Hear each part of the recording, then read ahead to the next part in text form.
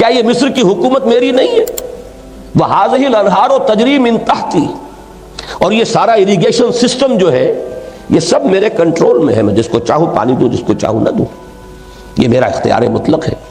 یہ موسیٰ مجھے پتہ نہیں کیا کس الہ کی دعوت دے رہا ہے اور کس کے سامنے سر جھکانے کی دعوت دے رہا ہے، میں ہوں بادشاہ مطلق۔ یہی معاملہ نمرود کا ہے۔ تو نمرود اور فرعون کی بادشاہت کفر، شرک کی بدترین صورتیں، اس لیے کہ وہ ساورنٹی کے مدعی ہیں۔ یہی تسلسل چلا ہے ملوکیت میں، ڈیوائن رائٹس آف کنگز، یہ تو بڑی ریسنٹ بات ہے کہ چلی آ رہی تھی، اسی کے اثرات جو ہے موجود رہے ہیں۔ ڈیوائن رائٹس آف کنگز، بادشاہوں کے تو خدائی اختیارات ہیں، خدائی حقوق ہیں۔ یہ ہے بدترین شرک اور بدترین کفر۔ لیکن داؤد، یا داؤد انا جعلناک خلیفۃ فی الارض، یہاں اب داؤد اپنی ذاتی حیثیت میں خلیفہ ہیں۔ اے داؤد، ہم نے تمہیں زمین میں خلیفہ بنایا، اس لیے کہ داؤد خود اللہ کے احکام کے مطیع فرمان اور اللہ ہی کے احکام کو نافذ کرنے والے۔ تو چاہے انہیں کہا جائے، ویسے قرآن مجید میں بھی لفظ ملوک آیا ہے۔ حضرت موسیٰ علیہ السلام نے جب اپنی قوم کو جنگ کے لیے آمادہ کیا تھا اور چاہا تھا کہ اب وہ آگے بڑھیں اور جانیں ہتھیلی پر رکھ کر میدان میں آئیں، تو وہاں جو الفاظ آئے ہیں سورہ مائدہ کی آیت نمبر 20 میں، وَجَعَلَكُمْ مُلُوكًا، اللہ تعالیٰ تو تمہارے بارے میں طے کر چکا ہے تمہیں بادشاہیاں دے گا، ذرا ہمت تو کرو، کم ہمتی مت دکھاؤ۔ لیکن یہ جان لیجئے کہ یہاں جو ایک بادشاہ جو خود وہ حاکمیت مطلقہ کا مدعی نہ ہو، بلکہ وہ خود اللہ کی اطاعت کا اقرار کرتا ہو اور اس پر عمل کرتا ہو اور اللہ ہی کے حکم کو نافذ کرے، تو وہ کہنے کو بادشاہت ہے، حقیقت میں وہ یوں سمجھیے کہ ایک شخصی خلافت ہے۔ اور وہ کیوں ہے؟ اس لیے کہ ابھی نوع انسانی کا اجتماعی شعور اس سے آگے بڑھا ہی نہیں، اس سے آگے گاڑی چلی ہے تو تاریخ انسانی میں پہلی مرتبہ ایک ریپبلک قائم ہوئی، اسلامک ریپبلک، محمد الرسول اللہ صلی اللہ علیہ وسلم کے دست مبارک سے۔ اب یہاں وہ خلافت عامہ ہے، اس لیے کہ اب انسانی شعور یہاں تک پہنچ چکا ہے کہ یہ کوئی ایک فرد واحد جو ہے اسے حق نہیں پہنچتا کہ وہ حاکم بن کر بیٹھ جائے، بادشاہ بن کر بیٹھ جائے۔ لہذا واقعہ یہ ہے کہ اگرچہ خواب تو دیکھ لیا تھا افلاطون نے بھی ریپبلک کا، لیکن وہ تو ایک خواب تھا، بڑا حسین خواب، اس کی کوئی تعبیر عمل کی دنیا میں، واقعات کی دنیا میں موجود نہیں تھی۔ یہ ایک ریپبلک پہلی قائم ہوئی ہے تاریخ انسانی میں، محمد الرسول اللہ صلی اللہ علیہ وسلم کے دست مبارک سے۔ اب وہاں کیا ہے؟ اب ایک فرد خلیفہ نہیں ہے بلکہ خلافت عامہ ہے۔ اس کے لیے میں یہاں ذکر کروں گا، مولانا مودودی نے یہ اصطلاح وضع کی تھی اور بہت صحیح ہے، یہ پاپولر وائسجرنسی ہے۔ چونکہ نوع انسانی کا شعور جو گیا ہے تو جمہوریت ہے در حقیقت پاپولر ساورنٹی۔ پہلے وہ ساورنٹی ایک فرد میں، ایک خاندان میں چل رہی تھی، لیکن اب وہ ساورنٹی جو ہے اس کو پاپولر بنا دیا گیا، عوامی بنا دیا گیا۔ یہ ہے وہ سوشل ایولیوشن کا پروسیس۔ اس کے ساتھ ہی خلافت کا معاملہ جو ہے، جیسے جیسے ایک انسان بچپن سے اوپر جوانی کے طرف چلتا ہے، جسم بڑھتا ہے تو کپڑے بھی بدلتے ہیں اس کے، وہ پرانے کپڑے اس کے جسم پر نہیں آئیں گے، اسے بڑے کپڑے بنانے پڑیں گے۔ تو نوع انسانی کا جو یہ ارتقاء ہوا تو اس کے ساتھ ہی خلافت کا کانسیپٹ جو کا تو برقرار رہا، لیکن خلافت اب شخصی نہیں بلکہ پاپولر وائسجرنسی ہے، جس کی سب سے بڑی مثال خلافت راشدہ ہے کہ وہاں کوئی کسی نسلی بنیاد پر، کسی کے بیٹے ہونے کی بنیاد پر کوئی خلیفہ نہیں تھا، بلکہ مسلمانوں کی مرضی سے خلافت کا معاملہ جو ہے وہ طے ہوا۔ اور جیسے ہی وہ بات بدلی اور ایک خاندانی معاملہ آیا، امت نے طے کر دیا کہ اب خلافت راشدہ کا دور ختم ہوا، اب یہ دوسرا دور ہے جو شروع ہو گیا ہے۔ یہ تو بہرحال سمجھنا غلط ہے کہ بالکل ہی خاتمہ ہو گیا اسلام کا، لیکن یہ کہ کم سے کم یہ ماننا پڑتا ہے کہ ایک سیڑھی سے نیچے اتر آیا ہے ہمارا معاملہ۔ اب وہ جو پاپولر وائسجرنسی کا معاملہ تھا اور لوگوں کی مرضی سے صاحب امر کا انتخاب یا تعین ہونا تھا، وہ بات چلی گئی، تو ہم ایک سیڑھی نیچے آ گئے، زوال سے دو چار ہوئے۔ لیکن یہاں چونکہ ہم اصول کی بات کر رہے ہیں تو یہ سمجھیے کہ خلافت راشدہ یہ ہے در حقیقت خلافت عامہ، اور یہ جو جمہوریت ہے اس کی بنیاد ہے پاپولر ساورنٹی۔ یہ بدترین کفر ہے اور بدترین شرک ہے، لیکن یہ کہ یہ اسلام کے اندر یہ پہلو اب اس ارتقاء کے عمل سے آ جائے گا کہ خلافت شخصی نہیں بلکہ خلافت عوام بن جائے گی۔ اس کو بلکہ علامہ اقبال کے ایک شعر کے حوالے سے میں واضح کروں. ابلیس کی مجلس شورا میں غالباً کسی مشیر نے یہ کہا ہے، ابلیس کے مشیر نے، ہم نے خود شاہی کو پہنایا ہے جمہوری لباس، جب ذرا آدم ہوا ہے خود شناس و خود نگر. اب یہ انسان چونکہ اس کے اندر احساس ہو رہا ہے اپنے حقوق کا، اپنے مقام کا، خود شناس ہے، اپنے آپ کو پہچان رہا ہے، خود نگر ہے، اپنے حقوق کی حفاظت کرنا اس کا احساس اس میں پیدا ہو گیا ہے. تو ہم نے یہ کیا ہے، میں اس کو یوں کہا کرتا ہوں کہ ٹنوں گندگی جو ایک انسان کے سر پر رکھی ہوئی تھی، ایک انسانی حاکمیت کا مدعی فرعون بنا بیٹھا ہے، ہم نے اس گندگی کو تقسیم کر دیا ہے. ہم نے خود شاہی کو پہنایا ہے جمہوری لباس. اب یہ تولا تولا تمام انسانوں میں تقسیم کر دی. گندگی وہی ہے، یعنی انسانی حاکمیت کا نظریہ. یہی شرک ہے، یہی کفر ہے. اصل کیا ہے؟ ڈیوائن سوورنٹی اور انسان کے لیے خلافت. اور خلافت اسلام میں خلافت راشدہ میں آنے کے بعد، خلافت اسلام ہی میں، جبکہ ابھی نوع انسانی عہد طفولیت میں تھی، وہ بادشاہت کی شکل میں خلافت تھی، یعنی حضرت داؤد اور حضرت سلیمان علیہ السلام کی. لیکن جب نوع انسانی نے اپنے اس سیاسی ارتقاء کے شعور کے عمل کو یہاں تک پہنچا لیا ہے، تو جب دین کی تکمیل ہوئی ہے، الیوم اکملت لکم دینکم واتممت علیکم نعمتی ورضیت لکم الاسلام دینا، تو وہ تکمیل ہوئی ہے اس شکل میں کہ اب یہ پاپولر وائسجرنسی ہے، یہ عوامی خلافت ہے، کسی شخص واحد کی نہیں. چوتھا اصول، جو مختلف اصطلاحات ہمارے ہاں پولیٹیکل سائنس میں عام ہیں اور لوگوں کی زبان پر بھی ہیں، ان میں مختلف، ڈیموکریسی ہر شخص آج واقف ہے، اس لیے کہ اس کی بنیاد ہے پاپولر سوورنٹی پر. مونارکی، بادشاہت، ایک فرد کے پاس حاکمانہ اختیارات. ایک تیسری اصطلاح ہے کہ جس کی بڑی شدت سے نفی کی قائد اعظم نے بھی، اور جس کی شدت کے ساتھ نفی اور بھی مسلمان مفکرین نے کی ہے. اس کی وجہ یہ ہے کہ ایک تصور ہانٹ کرتا ہے انسانی ذہن کو کہ جب بھی سیاست اور ریاست کے معاملے میں مذہب کا ذکر آئے گا تو شاید کوئی پاپائیت کا نظام قائم ہو جائے گا، تھیوکریسی، جس سے کہ فطرت انسانی ابا کرتی ہے. انسان کا اجتماعی ضمیر اور اجتماعی ذہن اسے قبول کرنے کے لیے تیار نہیں ہے. تو قائد اعظم کے وہ جملے بھی کہ اسلام تھیوکریسی نہیں ہے، صحیح ہے، 100% درست ہے. لیکن یہ کہ پھر ذرا بات کو سمجھنے کی کوشش کریں کہ پھر مذہب کا جو اس کے اندر پیبند لگتا ہے وہ کس حوالے سے لگتا ہے.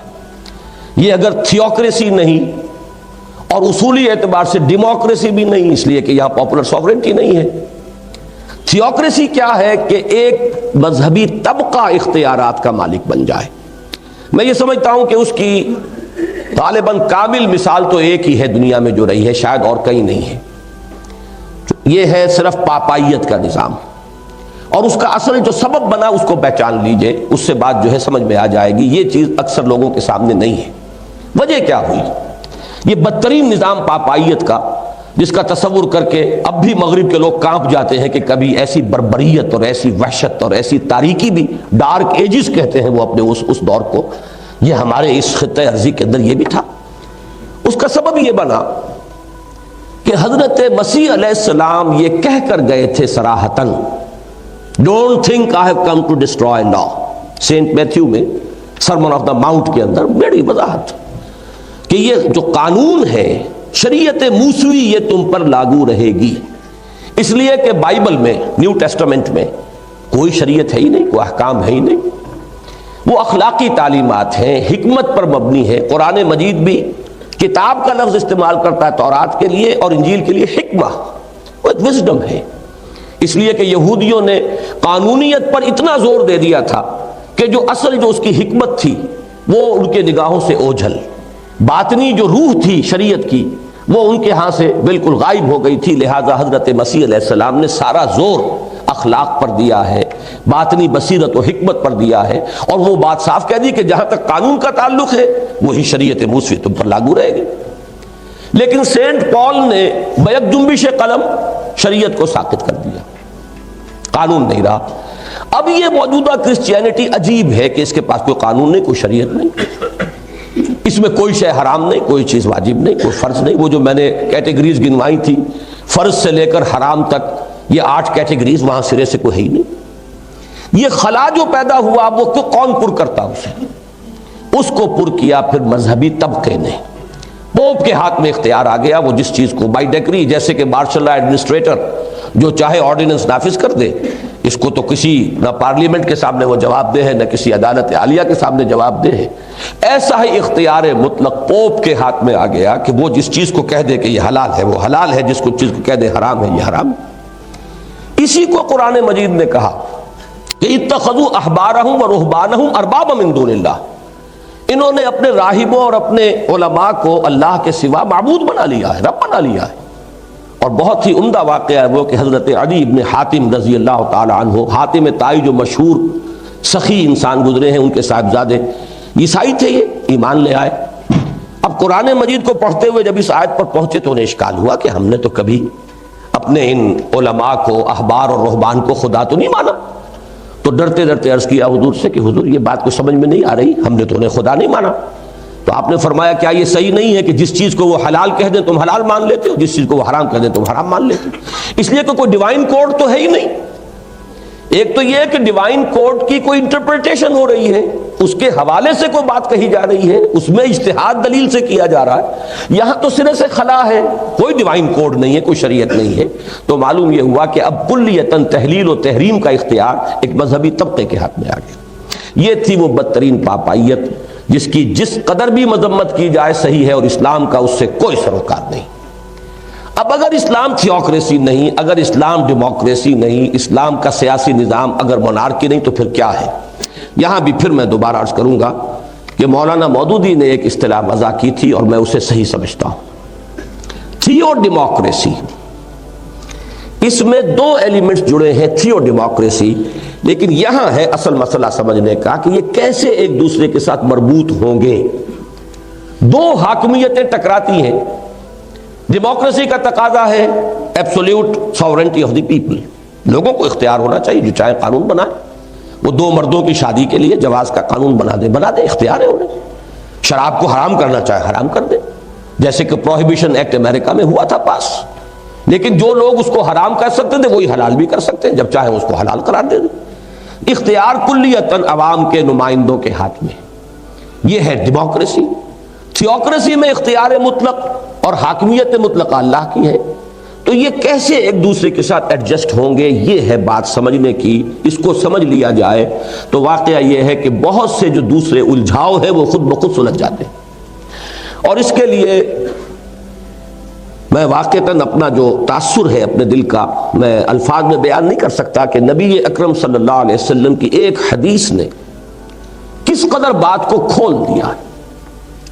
حضور کی حدیث بڑی سادہ حدیث ہے، مثل المومن کمثل الفرس فی اخیتہ، مومن کی مثال اس گھوڑے کی ہے جو ایک کھونٹے سے بندھا ہوا ہے. ایک ہے مادر پدر آزاد انسان، جو چاہے کرے، اس کے اوپر کوئی پابندی نہیں، کوئی حدود نہیں، کوئی قیود نہیں. مومن وہ ہے جو بندھا ہوا ہے. کس چیز سے بندھا ہوا ہے؟ اللہ کے احکام سے بندھا ہوا ہے. اب اسی مثال کو ذرا آگے میں نے پھیلایا ہے. تصور کیجئے کہ ایک گھوڑا ہے اور آپ کے پاس ایک وسیع میدان بھی ہے. آپ یہ بھی چاہتے ہیں کہ گھوڑا جو ہے اس کے پاؤں کھلے، چرے چگے پھرے، لیکن یہ بھی چاہتے ہیں کہ بندھا رہے اور کہیں بھاگ نہ جائے. تو فرض کیجئے کہ 100 گز کی ایک لمبی رسی، 100 گز لمبی رسی سے آپ ایک کھونٹے سے باندھ دیتے ہیں. اس عمل کے ذریعے سے، اس کے نتیجے میں 100 گز ریڈیس کا ایک سرکل وجود میں آ جائے گا جس میں وہ گھوڑا آزاد ہے. وہ دائیں طرف جائے، بائیں طرف جائے، شمال میں جائے، جنوب میں جائے، بیٹھ جائے، لوٹ لگائے، کہیں وہ کھوٹے کے ساتھ اپنا ٹیک لگا لے، کہیں 100 گز تک چلا جائے، اس اختیار. یہاں وہ فری ہے، اس میں سارا اختیار اس کے پاس ہے. لیکن 101واں گز نہ دائیں طرف آئے گا، نہ بائیں طرف، نہ شمال میں، نہ جنوب میں. 101واں گز اس کی زندگی میں نہیں آ سکتا. یہ ہے آزادی اور پابندی کا ایک امتزاج. ایک آزادی بھی ہے 100 گز نصف قطر کے دائرے کے اندر، لیکن پابندی ہے کہ 100 گز کے اس دائرے سے باہر جانے کا کوئی امکان نہیں. یہی معاملہ ہے مسلمانوں کا معاشرہ، اسلامی ریاست، اسلامک کمیونٹی، اسلامی جو بھی آپ اجتماعیت قائم کریں گے، وہ کھوٹے سے بندھی ہوئی ہے. ایک دائرہ کھنچ جاتا ہے احکام شریعت کا، ڈوز اینڈ ڈونٹس، یہ کرو یہ نہ کرو، اللہ اور اس کے رسول کے احکام، اس دائرے کے اندر اندر وہ بالکل آزاد ہے، اور اس دائرے کی یہ حدود جو ہیں اس کو وہ ٹریس پاس نہیں کر سکتا، اس سے آگے نہیں جا سکتا۔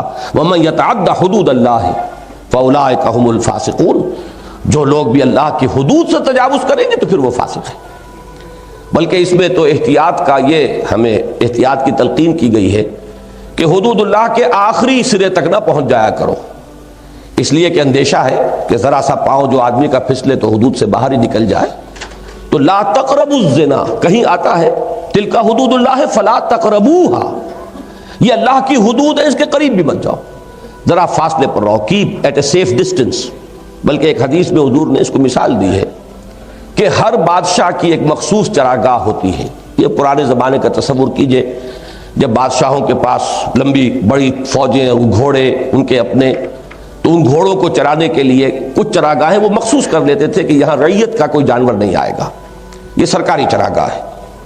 تو اب حضور نے فرمایا کہ اگر کوئی گڈریا اپنا ریوڑ اس سرکاری چراگاہ کے بالکل باڑ تک لے جائے گا تو اندیشہ رہے گا کہ کبھی کوئی بھیڑ کوئی بکری چھلانگ لگا کر داخل ہو جائے، لہذا ذرا فاصلے پر رہا کرو۔ یہ ہے دین کے اندر احتیاط کا تقاضا کہ حدود اللہ سے ایک سیف ڈسٹنس مینٹین کیا جائے، آخری حد تک نہ جائیں، لیکن آخری حد تک بھی کوئی جاتا ہے تو بہرحال وہ حد سے باہر نہیں ہے۔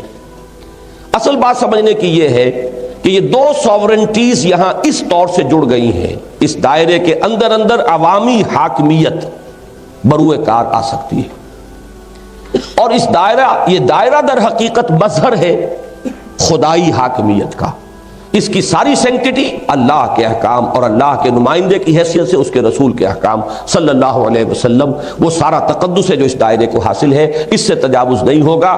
اس کے اندر اندر میں یہ لفظ پہلی مرتبہ استعمال کر رہا ہوں کہ پاپولر ساورنٹی بھی اس کے اندر جو ہے بروئے کار آئے گی، اگرچہ وہ ایک محدود ساورنٹی ہے، وہ حاکمیت محدودہ ہے، اللہ کی حاکمیت مطلقہ ہے، ایبسولوٹ ساورنٹی اللہ کی، لیکن اس اللہ کی ساورنٹی کا چونکہ اللہ ہمارے سامنے اس طرح عیاناً تو موجود نہیں ہے کہ ہر روز اس کا حکم آئے، اب وہ اللہ کا حکم کتاب اللہ اور اللہ کے نمائندے نے اس کی جو بھی شرح کی ہے یا مزید احکام دی ہیں وہ سنت رسول صلی اللہ علیہ وسلم، ان سے جو بھی دائرہ وجود میں آیا ہے یہ ریپرزینٹ کر رہا ہے یہ ڈیوائن ساورنٹی کو، حاکمیت خداوندی کو۔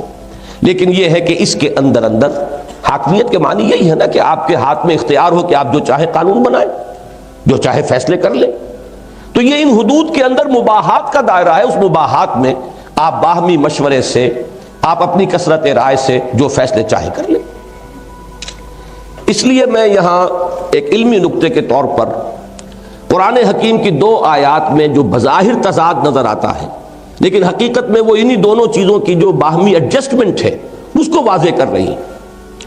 سورہ آل عمران میں فرمایا، یہ مسئلہ تھا غزوہ احد کے بعد جب چہمے گوئیاں شروع ہوئیں اور تذکرے ہوئے، اور چونکہ بہت بڑا چرکا لگا تھا، 70 کے قریب صحابہ شہید ہوئے تھے، جو ایک دھاک بیٹھ گئی تھی مسلمانوں کی غزوہ بدر کے بعد، وہ دھاک ایک دم ختم ہو گئی۔ غزوہ بدر میں اگر 70 مشرکین مارے گئے تھے تو یہاں 70 صحابہ شہید ہو گئے، تو معلوم ہوا کہ عدلے کا بدلہ ہو گیا، برابر ہو گیا، وہ جو ایک دھاک تھی وہ ختم ہوئی۔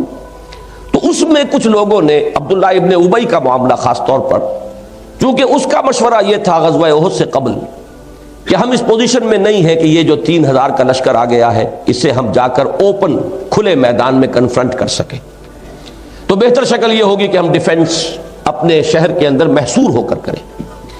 یہ جب مشورہ ہوا، نبی اکرم صلی اللہ علیہ وسلم کی ذاتی رائے بھی یہی تھی، لیکن یہ کہ اس ذاتی رائے کو جب حضور نے اپنے ساتھیوں کا رجحان غالب دیکھا کہ جوش ہے، ہمیں تو شہادت مطلوب ہے، شہادت ہے مطلوب و مقصود مومن، نہ مال غنیمت نہ کشور کشائی، تو حضور نے فیصلہ کیا ٹھیک ہے کھلے میدان میں جا کر جنگ کریں۔ اب وہاں جو سچویشن پیش آ گئی اس کے حوالے سے اب منافقین نے ایکسپلائٹ کرنا شروع کیا کہ دیکھیں جی مشورہ مانتے نہیں ہیں، من مانی کرتے ہیں، اگر وہ مشورے سے بات ہوئی ہوتی، ہم نے مشورہ دیا تھا، اور آپ کو معلوم ہے 300 آدمی میدان جنگ سے واپس آ گئے تھے عبداللہ ابن ابی کے ساتھ۔ حضور جب نکلے ہیں غزوہ احد میں تو 1000 اہل ایمان ساتھ تھے، لیکن وہاں سے 300 یہ عبداللہ ابن ابی کے ساتھ واپس آئے تو 700 رہ گئے۔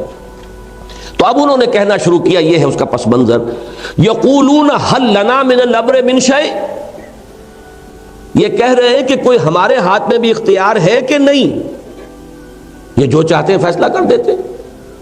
آخر یہ کہ فیصلے کے اندر کوئی مشورہ ہو، کوئی گنتی ہو، ووٹنگ ہو، کچھ تو ہو۔ حل لنا من الامر من شیء، کوئی ہمارے ہاتھ میں بھی اختیار ہے یا نہیں؟ قل ان الامر کلہ للہ، اے نبی ان سے کہہ دیجئے کہ امر تو کل کا کل اللہ کے لیے ہے، اللہ کے اختیار میں ہے، اور اللہ کا نمائندہ رسول ہے صلی اللہ علیہ وسلم، تو گویا کہ ڈی جیورے وہ اللہ کا ہے اور ڈی فیکٹو محمد الرسول اللہ کا ہے صلی اللہ علیہ وسلم۔ لیکن یہ تو ہوئی ایک بات، اس میں گویا کہ کیٹیگوریکل ڈینائل ہو گیا کہ انسانوں کے لیے کوئی امر نہیں ہے، کوئی اختیار نہیں، کوئی فیصلہ کرنے کا کوئی اتھارٹی نہیں۔ لیکن سورہ شورى میں فرمایا وَأَمْرُهُمْ شُورَى بَيْنَهُمْ، ان کے معاملات آپس میں باہمی مشورے سے طے پاتے ہیں۔ تو بظاہر ایک تضاد ہے، ایک جگہ تو نفی ہے، مطلق ہے کہ انسانوں کا کوئی امر ہے ہی نہیں، کوئی اختیار ہے ہی نہیں، ایک جگہ امرہم کو مان کر تسلیم کر کے اور یہ فرمایا جا رہا ہے کہ امرہم شورى بینہم، ان کا معاملہ، ان کا جو بھی فیصلے ہیں آپس میں مشورے سے ہوتے ہیں۔ تو ان میں بھی تطبیق یہی ہے کہ وہ امر اللہ جو ہے کلہ للہ، وہ تو ہے وہ احکام اللہ کے اور اس کے رسول کے صلی اللہ علیہ وسلم، اس میں کسی کو کوئی اختیار حاصل نہیں۔ آپ 51% کی بات کرتے ہیں، 100% بھی اس کے اندر کوئی ترمیم نہیں کر سکتے، اس لیے کہ وہ امر کلیتاً اللہ کا ہے، ایکسکلوسیو ہے اللہ کا اختیار۔ البتہ جہاں حکم ہے ہی نہیں، مباحات کا دائرہ، یہ مباحات کہلاتی، جو چیز جائز ہے، پھر جیسا کہ میں اصول عرض کر چکا ہوں کہ جس چیز کی حرمت ثابت نہ ہو وہ حلال ہے، وہ مباح ہے، وہ جائز۔ یہ مباحات کا دائرہ جو ہے یہ امرہم ہے۔ اب یہ اللہ نے کسی نسیان کی وجہ سے خالی جگہ نہیں چھوڑی ہے، ایک حدیث میں بھی اس کی وضاحت آئی ہے کہ حضور نے مذمت کی کہ تم خامخواہ زیادہ سوال نہ کیا کرو۔ اگر اللہ نے کسی معاملے میں اجمال اور ابہام کو پسند کیا ہے تو کسی بھول کی وجہ سے نہیں ہے، وہ اس میں تمہارے لیے گنجائش باقی رکھنا چاہتا ہے۔ یہ واقعہ بھی سن لیجئے کہ جب حج کی فرضیت ہوئی تو جب حضور نے بیان کیا کہ اب مسلمان پر جو صاحب استطاعت ہے حج بیت اللہ فرض ہے، تو ایک صاحب کھڑے ہو گئے کہ کیا حضور کیا ہر سال فرض ہے؟ یا ہم میں بھی ہوتے ہیں ایسے چلبلے قسم کے لوگ، وہ استاد کو پڑھانا چاہتے ہیں تو وہ کھڑے ہو کر جی حضور ہر سال فرض ہے۔ حضور نے خاموشی اختیار فرمائی، دوسری طرف التفات فرما لیا۔ اب اس نے دوبارہ پوچھا، پھر آپ نے ڈانٹ پلائی کہ یہ ان معاملات کے اندر اگر کوئی سکوت ہے تو بربنائے حکمت ہے، اللہ تعالیٰ کہیں بھول نہیں گیا ہے۔ یہ چیز اگر میں کہہ دوں کہ ہاں ہر سال تو فرض ہو جائے گی قیامت تک کے لیے ہر مسلمان پر ہر سال، لہذا سوالات نہ کیا کرو۔ تم سے پہلے بھی قومیں اسی لیے ہلاک ہوئیں کہ وہ سوال کر کر کے اپنے لیے تنگی خود پیدا کر لیتے تھے اور پھر پابندی نہیں کر پاتے تھے۔ تو جہاں کوئی چیز چھوڑی گئی ہے، یہ کہ وما کان ربک نسیا، آپ کا رب کوئی بھولنے والا نہیں ہے معاذ اللہ، جہاں اس نے چھوڑی ہے بات تو وہ امرہم بن گیا، اب یہ لوگوں کے ہاتھ میں ہے۔ تو اگر سوال کرتے رہو گے، مزید وضاحتیں ہوں گی، صراحتیں ہوں گی، تو اب وہ تمہارا امرہم کا دائرہ سکڑے گا اور تمہارے اوپر وہ شدت جو ہے بڑھتی چلی جائے گی۔ تو یہ ہے امر اللہ اور امرہم، اسی کو سمجھیے divine sovereignty and popular sovereignty, they are joined together. اور کس طور سے، اس کے لیے بہترین تمثیل ہے یہ حدیث، مثل المومن کمثل الفرس فی اخیتہ، جیسے کہ ایک رسی کے ساتھ بندھا ہوا گھوڑا ہے، جتنی رسی طویل ہے اتنے حصے میں وہ آزاد ہے اور وہاں سے آگے جانے کا بہرحال اس کے لیے کوئی امکان نہیں ہے۔ اب آ رہا ہے اصل مسئلہ عملی، یہ چیز عمل میں کیسے آئے؟ یہ اس دور کا میں سمجھتا ہوں کہ کافی بڑا مشکل مسئلہ ہے۔ یہ فرض کیجئے ہم طے کر لیتے ہیں، جیسے کہ ہمارے ملک میں سب سے پہلے تو قرارداد مقاصد پاس ہوئی، اس میں ڈیوائن ساورنٹی کو ہم نے تسلیم کر لیا۔ پاکستان میں جو بھی کچھ شہریوں کے پاس ہے وہ ڈیلیگیٹڈ اتھارٹی ہے، ان کی ذاتی نہیں ہے، اور حاکمیت مطلقہ اللہ کی ہے۔ ایک بات طے ہوئی۔ ایک دوسری دفعہ ہمارے ہاں موجود رہی ہے ہر دستوری خاکے میں، پہلے وہ صرف ڈائریکٹو پرنسپلز میں تھی، ضیاء الحق مرحوم نے اسے کچھ تھوڑا سا آپریٹو بنایا، کچھ جکڑ بندیوں کے ساتھ، پابندیوں کے ساتھ، لیمیٹیشنز کے ساتھ لیکن پہلے بہرحال انہوں نے کسی درجے میں اسے آپریٹو بنایا. No legislation will be done repugnant to the Quran and the Sunnah. یہاں کوئی قانون سازی قرآن اور سنت کے منافی نہیں کی جا سکے گی. یہ بالکل صحیح تعبیر ہے.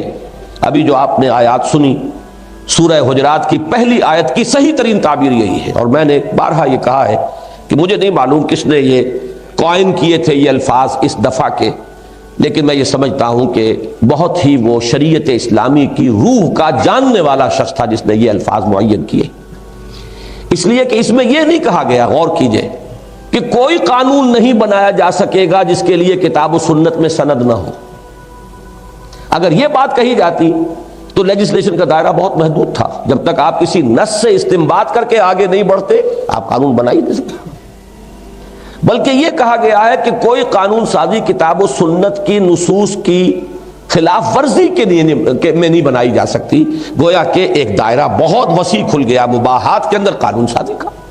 عام طور پر اس وقت عوامی سطح پر جو ایک تصور ہے کہ بس جیسے قانون تو آخری شکل میں بنا بنایا اسلامی موجود ہے، بس صرف تنفیذ کا معاملہ ہے، یہ بہت ہی ناسمجھی والی بات ہے. یہ جو مباحات کا دائرہ ہے اس میں بہت بڑا فیلڈ ہے لیجسلیشن کا، کہ جو کسی ملک کے اسلامی ریاست کے جو مسلمان عوام ہیں ان کے نمائندوں کے لیے کھلا رکھا گیا ہے. اس لیے کہ یہ امر و ہم ہے، جہاں اللہ اور اس کے رسول کا کوئی حکم نہیں. جہاں آپ اللہ اور اس کے رسول کے کسی واضح حکم کی نفی نہیں کر رہے وہاں اس قانون سازی کا اختیار آپ کو حاصل ہے. اب اسی کو یوں سمجھیے کہ سورہ نساء کی اس آیت کے اندر ایک زیادہ عملی شکل میں لایا گیا. یا ایھا الذین آمنوا اطیعوا اللہ واطیعوا الرسول واولی الامر منکم فإن تنازعتم فی شیء فردوہ الی اللہ والرسول ان کنتم تؤمنون باللہ والیوم الآخر. اہل ایمان اطاعت کرو اللہ کی اور اطاعت کرو اس کے رسول کی، اور اپنے میں سے صاحب اختیار صاحب امر کی. اور اگر تمہارا کسی معاملے میں جھگڑا ہو جائے تو لوٹا دو اسے اللہ اور اس کے رسول کی طرف. ایک بات تو یہی نوٹ کر لیجئے کہ اولو الامر منکم، یہ الفاظ اس بات پر تو دلالت کر رہے ہیں کہ وہ مسلمان ہی ہو سکتے ہیں، غیر مسلم اس دائرے سے خارج ہو گیا. اولو الامر منکم ہونا لازم ہے، وہ تمہارے دائرے سے باہر نہیں ہوگا. لیکن یہ کہ پورے قرآن میں کہیں آپ کو کوئی صراحت نہیں ملے گی کہ اولو الامر کیسے وجود میں آئیں گے، کیسے طے کیا جائے گا کہ اولو الامر کون ہے. اس لیے کہ اس کا تعلق ہے پھر وہی process of evolution, social evolution سے. جس زمانے میں کہ ابھی وہ خالص ٹرائبل سوسائٹی تھی، اس میں کوئی بیلٹ پیپر اور فلاں اور یہ نہ اس کا کوئی امکان تھا نہ فائدہ تھا، ایکسرسائز ان فیوٹیلٹی ہوتی. اس لیے کہ ظاہر بات ہے کہ وہاں تو جو نظام بالفعل موجود ہے، شیخ قبیلہ اس کے تمام قبیلے والے اطاعت کر رہے ہیں. تو اگر قبیلے کے سرداروں کا مشورہ ہو گیا تو بس بات کافی ہے، امرہم شورا بینہم کا تقاضا پورا ہو گیا. لیکن معاشرہ آگے چل رہا ہے، آگے بڑھ رہا ہے، ٹرائبل سسٹم ختم ہوا. اب ظاہر بات ہے کہ کوئی اور اس کی جگہ پر آپ کو طریقہ اختیار کرنا پڑے گا. اولو الامر منکم کے لیے امرہم شورا بینہم اور اولو الامر منکم، ان دونوں چیزوں کے تقاضوں کو پورا کرنے کے لیے جو بھی نظام آپ بنائیں، ایڈلٹ فرنچائز کا بنائیں، آپ اس کے اندر کوئی اور وہ میں بعد میں عرض کروں گا کچھ شرائط حدود و قیود عائد کریں، لیکن وہ بھی لوگوں کی مرضی سے ہوگا. یہ نہیں کہ کوئی شخص اپنے اتھارٹیٹیو انداز کے اندر جو چاہے اس کے اندر رکھ دے، اس سے تو پھر نفی ہو جائے گی ڈیموکریسی کی. اس لیے کہ ہم کہہ رہے ہیں کہ یہ تھیو ڈیموکریسی ہے. تھیو کا ایلیمنٹ اس میں صرف وہ دائرہ ہے کتاب و سنت کی نصوص اور اس کے احکام جو صریح ہے، باقی یہ اس کے دائرے کے اندر اس میں بہترین ڈیموکریٹک نارمز اور اس کے معیارات کو انکارپوریٹ کرنے کے لیے پوری گنجائش موجود ہے. آپ کے ہاتھ میں اختیار ہے، آپ چاہیں پریزیڈنشل سسٹم نافذ کریں، آپ چاہیں پارلیمنٹری سسٹم بنا لیں، آپ چاہیں تو فیڈرل گورنمنٹ بنائیں، آپ چاہیں تو کانفیڈرل نظام بنائیں. یہ تو حالات کا معاملہ ہوتا. کوئی کانفیڈریشن جب پاکستان کے کانٹیکسٹ میں ہم کہتے ہیں تو گالی معلوم ہوتی ہے. لیکن ذرا سوچئے کہ اگر ایسٹ اور ویسٹ کا کانفیڈریشن اب ہو جائے، بنگلہ دیش بھی دوبارہ ایسٹ پاکستان بن کر اور ویسٹ پاکستان کے ساتھ کانفیڈریشن بنا لے تو یہ کتنی خوش آئند بات ہوگی. لہذا کوئی چیز بھی اس میں سے نہ حرام ہے، نہ لازم ہے، نہ فرض ہے. یہ مباحات کا دائرہ ہے. یونٹری فارم آف گورنمنٹ اختیار کریں، فیڈرل فارم آف گورنمنٹ بنائیں، کانفیڈرل بنائیں، اٹس اپ ٹو یو. یہ مباحات کا دائرہ ہے. اسی کو تو میں کہہ رہا تھا کہ وہ لوہے کی جوتی پہنائی نہیں گئی ہے. اگر ایک نظام اس وقت بنا دیا جاتا تو پھر تو یہ ارتقاء جو ہے آگے پاؤں کے بڑھنے کا امکان نہیں تھا، اور اس سوشل ایولیوشن کے ثمرات کو آپ اس کے اندر سمو نہیں سکتے تھے. لہٰذا اب اس میں ایک بات تو یہ میں نے توجہ دلائی آپ کی کہ امر وَأُولِي الْأَمْرِ مِنْكُمْ پورے قرآن میں کہیں صراحت نہیں ہے سوائے ایک ڈائریکٹ پرنسپل مل جائے گا امرہم شورا بینہم. تو معلوم ہوا کہ اولو الامر بھی باہمی مشورے سے بننے چاہیے. مشورے کا نظام کوئی نہیں دیا گیا. اس اعتبار سے ایک بات جو علامہ اقبال نے کہی تھی اور میں اس کا 100% قائل ہوں اس کو، لیکن یہ کہ ایک بات بیچ میں رہ گئی وہ میں عرض کر دوں کہ سورہ نساء کی اس آیت میں فرمایا اطیعوا اللہ واطیعوا الرسول واولی الامر منکم. یہاں قابل غور بات یہ ہے کہ 3 اطاعتوں کا ذکر ہے، اللہ، رسول اور اولو الامر. اس کے 2 طریقے ہو سکتے تھے کہ اطیعوا کو تینوں مرتبہ دہرایا جاتا، اطیعوا اللہ واطیعوا الرسول واطیعوا اولی الامر منکم. ایک شکل یہ ہو سکتی تھی کہ اطیعوا صرف ایک مرتبہ آتا، جیسے وہ بریکٹ کے باہر کوئی اگر رقم ہے تو وہ بریکٹ کے اندر کی تمام رقوم کے ساتھ ضرب کھا جائے گی. اطیعوا اللہ والرسول واولی الامر منکم، اطاعت کرو اللہ کی اور اس کے رسول کی اور تمام اولو الامر کی جو تم میں سے ہوں. لیکن ایک شکل وہ بھی چھوڑی، یہ بھی چھوڑی. اور قرآن مجید کا معاملہ یہ ہے کہ گنجینہ معنی کا طلسم اس کو سمجھیو جو لفظ کے غالب میرے اشعار میں آوے. یہ جو بھی کچھ آیا ہے حکمت کی بنیاد پر آیا ہے. نتیجہ کیا نکلتا ہے کہ اطاعت اللہ کی بھی مطلق ہے اور رسول کی بھی مستقل ہے. اولو الامر کی اطاعت مستقل نہیں ہے، مطلق نہیں ہے، بلکہ اللہ اور اس کے رسول کی اطاعت کے دائرے کے اندر ہے. رسول سے آپ نہیں جھگڑ سکتے جو حکم دے وضاحت کے ساتھ، ما آتاکم الرسول فخذوہ وما نہاکم عنہ فانتہوا. جو رسول تمہیں دے لو مضبوطی کے ساتھ، اور جس چیز سے روک دے رک جاؤ. اللہ کی اطاعت مستقل ہے، اللہ کے رسول کی اطاعت مستقل ہے، لیکن اولو الامر کی اطاعت مستقل نہیں بلکہ اللہ اور اس کے رسول کی اطاعت کے تابع ہوگی. اسی کو حضور نے فرمایا لا طاعت لمخلوق فی معصیت الخالق. مخلوق میں سے کسی کی اطاعت نہیں کی جا سکتی کسی ایسے معاملے میں جس سے کہ خالق کی معصیت لازم آ رہی. والدین کی اطاعت کرو لیکن اگر وہ معصیت کا حکم دے، اللہ اور اس کے رسول کے حکم کے خلاف حکم دے تو مت اطاعت کرو. میں آئلی نظام میں اور معاشرتی نظام میں عرض کر چکا ہوں کہ بہترین جو ایک خاتون کی تعریف قرآن نے کی ہے فالصالحات قانتات، اپنے شوہروں کی فرما برداری کرنے والیاں. لیکن اگر شوہر معصیت کا حکم دیتا ہے لا سمع ولا طاعہ، کوئی اطاعت نہیں. اطاعت ہوگی اللہ اور اس کے رسول کے احکام کے دائرے میں. یہی بات وہ ہے کہ جو حضرت ابو بکر نے فرمائی تھی رضی اللہ تعالی عنہ، جب تک میں سیدھا رہوں، بیعت خلافت کے بعد پہلا خطبہ، تم پر میری اطاعت فرض ہے، میں ٹیڑھا ہو جاؤں تو مجھے سیدھا کرنا فرض ہے. یہ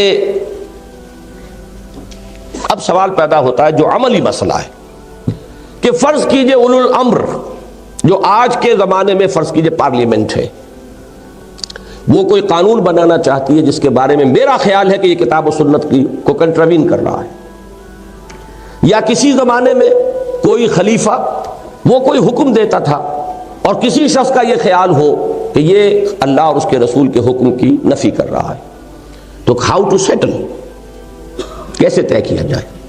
یہ ہے اصل مسئلہ اس دور کا. اصولی ہدایت تو یہ ہے کہ ردوہ الی اللہ والرسول، اللہ اور اس کے رسول کی طرف لوٹا دو. لیکن کون لوٹائے، کون فیصلہ کرے؟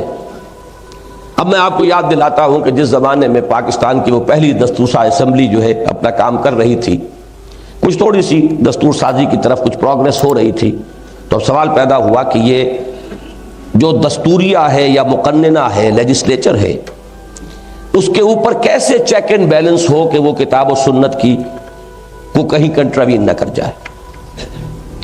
چنانچہ پہلا تجربہ یاد ہوگا کہ علماء بورڈ بنایا گیا. اب سوال یہ پیدا ہوا کہ اگر علماء کا ایک بورڈ بنا دیا جائے اور پھر ان کا فیصلہ آخری ہو تو پھر یہ تھیوکریسی بن گئی. پھر یہ جو عوام کے نمائندے یہاں بیٹھے ہیں جو ووٹ لے کر آئے ہیں، پھر ان کا اختیار کہاں رہا؟ ان کے پاس تو کوئی اختیار نہیں ہے. فرض کیجئے کہ ان کی اکثریت ایک قانون پاس کرنا چاہ رہی ہے، لیکن یہ کہ علماء بورڈ تو معلوم تو یہ ہوا کہ پھر تو یہ ایک تھیوکریسی کی شکل بن گئی، ایک مذہبی طبقہ ہے کہ جس کی حکومت ہے اور قانون سازی کا اختیار مطلق اس کے ہاتھ میں چلا گیا۔ میں کسی مذمت کے لیے اس وقت نہیں کہہ رہا، لیکن یہ کہ بات کی وضاحت کے لیے کہہ رہا ہوں کہ اس کی مثال بالفعل اس وقت ایران میں موجود ہے۔ پارلیمنٹ بھی ہے، انتخابات بھی ہیں، لیکن اوپر ٹاپ پر آیت اللہ خمینی صاحب تشریف فرما ہے، یا یہ کہ ان کے بعد جانشینی کے لیے کوئی ایک بورڈ ہے علماء کا جو تجویز کیا جا رہا ہے، فائنل اتھارٹی تو ان کے ہاتھ میں ہے۔ تو معلوم یہ ہوا کہ اگر یہ شکل اختیار کی جائے، ان کے تصورات ہیں امامت کے، اور نائب امام کی اب شکل اختیار، حیثیت اختیار کی ہے خمینی صاحب نے، لہذا یہ تو ان کی جو تھیولوجی ہے اور ان کا جو نقطہ نظر ہے اس کے اعتبار سے تو کمپیٹیبل ہو جاتا ہے کسی نہ کسی شکل میں، لیکن اہل سنت کا تصور تو تصور خلافت ہے، اور خلافت بھی پاپولر خلافت، پاپولر وائسریگنسی، اس کے ساتھ یہ تصور کسی بھی درجے میں کوئی مناسبت نہیں رکھتا۔ کوئی علماء بورڈ کہ وہ فائنل اتھارٹی اس کے ہاتھ میں آ جائے اور وہ فیصلہ کرے کہ یہ چیز مطابق اسلام ہے یا نہیں۔ اچھا، اس سے آگے بڑھ کر وہ آئیڈیالوجی کونسل بنائی گئی۔ سوال وہاں بھی پھر یہی آ گیا کہ آیا آئیڈیالوجی کونسل جو ہے آپ کی، اس کی سفارشات بائنڈنگ ہوں گی پارلیمنٹ پر؟ اگر اس کی سفارشات بائنڈنگ ہو گئی تو پھر وہی تھیوکریسی وجود میں آ گئی۔ پھر کاہے کے لیے ایکسرسائز ان فیوٹیلٹی، یہ الیکشن اور یہ سارا معاملہ کاہے کے لیے؟ یہی وجہ ہے کہ کروڑوں روپیہ اس پر خرچ ہوا ہے۔ It has all gone in waste. ساری چیزیں پائل اپ ہوتی چلی گئی ہیں، وہ وزارت عدل میں اور وزارت قانون میں وہ جا کر فائلیں اور سفارشات ان کی رکھی جاتی رہیں، ان میں سے کبھی کسی کو کوئی چیز ایک پسند آ گئی تو اس میں سے نکال کر اس کو لگا لیا لیجسلیشن کے کسی پیس میں، اور اس سے اور الٹا خرابی پیدا ہوئی ہے، اس لیے کہ وہ تو ایک as a whole, organic whole کی شکل میں، جب تک کہ وہ کل نہ ہو اس کا کوئی جز جو ہے وہ تو بجائے مثبت کے منفی نتائج پیدا کرے۔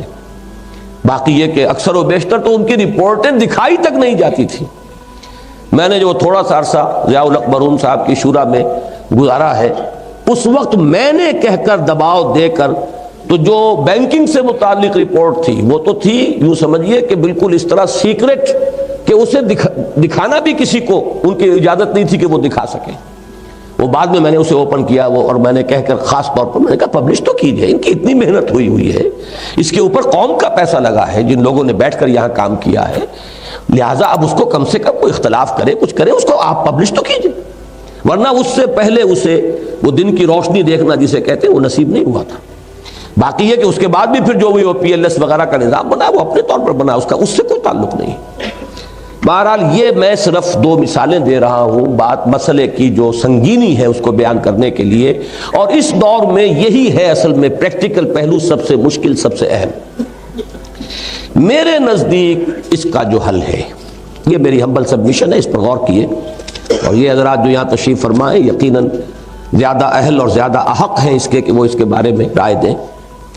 میری رائے یہ ہے کہ یہ اختیار سپیریئر کورٹس کے پاس ہونا چاہیے، اس لیے کہ دنیا بھر میں یہ اس دور میں جو بھی، پھر میں بعد میں وہی لفظ استعمال کر رہا ہوں، سوشل ایولیوشن، اس کے نتیجے میں یہ بات مانی گئی ہے کہ ریاست کے یہ جو تین بڑے بڑے اہم شعبے ہیں، بازو ہیں، ایک طرف ایگزیکٹو ہے، لیجسلیچر ہے، تیسری طرف جوڈیشری ہے، دستور میں معین ہوتا ہے کہ اس ریاست کے کیا اساس ہے، کیا اصول ہیں، کیا قواعد ہیں، اور اس دستور کی کسٹوڈین سپیریئر کورٹس ہیں۔ اگر جو شہری حقوق دستور گارنٹی کرتا ہے کسی ملک کے عوام کو، ان میں سے کسی حق کے اوپر ایگزیکٹو اگر کوئی چھاپا مارتی ہے، کوئی ڈپٹی کمشنر، کوئی کمشنر، کوئی گورنر، کوئی اس حق کو ساقط کرتا ہے، تو آپ کہاں جاتے ہیں؟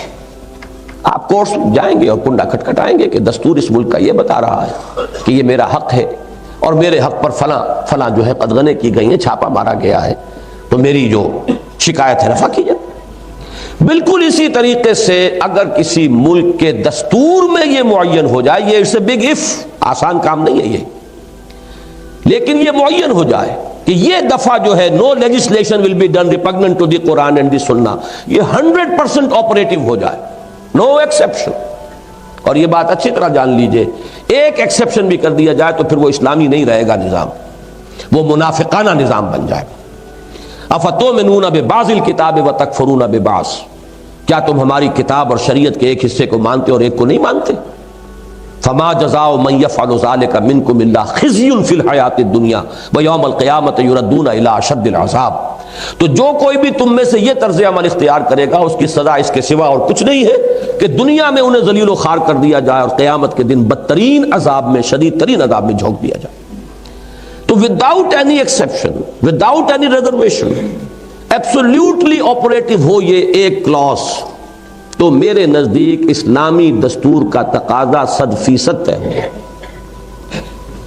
باقی ڈیٹیلز میں عرض کر چکا ہوں، اسلام نے نہیں دی، قرآن نے نہیں دی، سنت نے نہیں دی۔ ذہن میں ایک بات آیا کرتی ہے لوگوں کے، اور وہ یہ ہے کہ خلافت راشدہ میں تو ایسا تھا، وہاں تو یوں تھا۔ اس کے بارے میں آپ سے عرض کر دوں، اور میں نے بہت مرتبہ کہا ہے، آج بھی جن لوگوں کے علم میں پہلی مرتبہ بات آئے گی وہ چونک جائیں گے کہ خلافت راشدہ اگرچہ ہمارا آئیڈیل ہے، اصول وہیں سے ہمیں اخذ کرنے ہیں، لیکن اپنی ڈیٹیلز میں وہ نظام دنیا میں دوبارہ کبھی قائم نہیں ہو سکتا، امپاسبل۔ اور اس کی وجہ کیا ہے؟ وجہ نوٹ کر لیجئے۔ نمبر ایک، وہ ایک ٹرائبل سوسائٹی تھی، تو امرہم شورا بینہم کا تقاضا اسی حد تک پورا کیا گیا جتنا کہ ایک ٹرائبل سوسائٹی میں ضروری تھا۔ اس سے آگے ہوتا تو وہ ایکسرسائز ان فیوٹیلیٹی ہوتی، بیکار کی بات ہے۔ نمبر دو، اس میں ایک گریڈیشن تھی لوگوں کے مابین۔ وہ گریڈیشن یہ تھی صحابہ کرام کی کہ فلاں فلاں یہ سابقون الاولون میں سے ہے، یہ حضور کے ساتھ تھے بالکل ابتدا سے، فلاں فلاں لوگ جو ہے وہ حضور صلی اللہ علیہ وسلم کے ساتھ اتنے عرصے رہے، یہ بدری ہیں، یہ جو بیعت رضوان ہوئی تھی اس میں شامل تھے۔ یہ گریڈیشن ہے۔ یہ ہے جو فتح کے بعد ایمان لائے ہیں۔ یہ گریڈیشن تھی جس کی بنا پر وہاں معاملہ چل رہا تھا کہ سابقون الاولون وہ تھے کہ جو اصل نیوکلیس تھے۔ اس کو یوں سمجھیے کہ وہ ایک ریولوشن کے بعد ایک پوسٹ ریولوشنری نظام تھا جو قائم ہوا۔ محمد الرسول اللہ صلی اللہ علیہ وسلم والذین معہ رضی اللہ تعالیٰ عنہم اجمعین، انہوں نے ایک زبردست ریولوشنری سٹرگل کے ذریعے سے ایک انقلاب برپا کیا، نظام قائم کیا۔ اب اس سٹرگل کے دوران معین ہو چکا تھا کہ ہوز ہو، کس کا کیا مقام ہے، کون ہوگا کہ جو مشیر ہے، کون ہے جس سے بات کی جائے گی، کون ہے جو معتمد علیہ ہے۔ ظاہر بات ہے کہ یہ گریڈیشن آج موجود نہیں ہے۔ وہاں گریڈیشنز تھیں، بلکہ آپ کے علم میں ہوگا کہ حضرت عمر کے اصرار پر جو وظائف مقرر کیے گئے تھے ان میں بھی گریڈیشن تھی کہ بدریوں کو وظیفہ زیادہ ملے گا، اور پھر جو اصحاب رضوان ہے، بیعت رضوان، ان کا وظیفہ ان سے کم، اس طریقے سے گریڈیشن تھی۔ یہ گریڈیشن اب دنیا میں نہیں ہو سکتی۔ اب تمام مسلمان لیگل لیول پر برابر ہیں، لہذا وہ نظام ایگزیکٹ، اب میں اس کو اگر اپنی ٹیکنیکل ورڈز میں کہوں تو وہ یہ ہے کہ خلافت راشدہ در حقیقت خلافت علی منہاج النبوہ تھی، اور یہ حدیث کے الفاظ ہیں۔ یہ گویا کہ دور نبوت کا تتمہ ہے، یہ اس کا ضمیمہ ہے۔ اب نہ نبوت کا کوئی امکان ہے اور نہ اس نہج کی خلافت کا کوئی امکان ہے، لہذا وہاں سے ہمیں صرف اصول لینے ہیں اور ان کو اس دور کی جو بھی ہمارے عمرانی ارتقاء کی سطح ہے اس کے مطابق انہیں استعمال کرنا ہے۔ تو اس کے بارے میں یہ عرض کر رہا تھا کہ اب پروسیس کیا ہوگا۔ آپ کی ایک الیکٹڈ پارلیمنٹ ہے، وہ کوئی قانون بنا رہی ہے۔ فرض کیجئے کہ دستور میں بھی فرض ہی کر سکتا ہوں کہ یہ پرووائڈڈ ہے کہ no legislation can be done repugnant to the Quran and the Sunnah, اور اس میں کوئی ریزرویشن نہیں، کوئی ایکسیپشن نہیں۔ ہر شہری کو حق حاصل ہوگا کہ عدالت کا کنڈا کھٹکھٹائے کہ جناب دستور میں یہ پرووائڈڈ ہے، اور یہ پیس آف لیجسلیشن جو ابھی بل کی شکل میں آیا ہے، جو بھی ہے، میں ثابت کرتا ہوں کہ یہ کتاب و سنت کے منافی ہے۔ اسے موقع ہوگا وہ جائے، آرگو کرے، بات کرے۔ فرض کیجئے پاس بھی ہو جاتا ہے تو اس کے بعد بھی سپیریئر کورٹ جو کسٹوڈین ہے اس دستور کی جس میں یہ پرووائڈڈ ہے کہ no legislation can be done repugnant to the Quran and the Sunnah, اس کورٹ کے سامنے ہر ایک کو حق حاصل ہے۔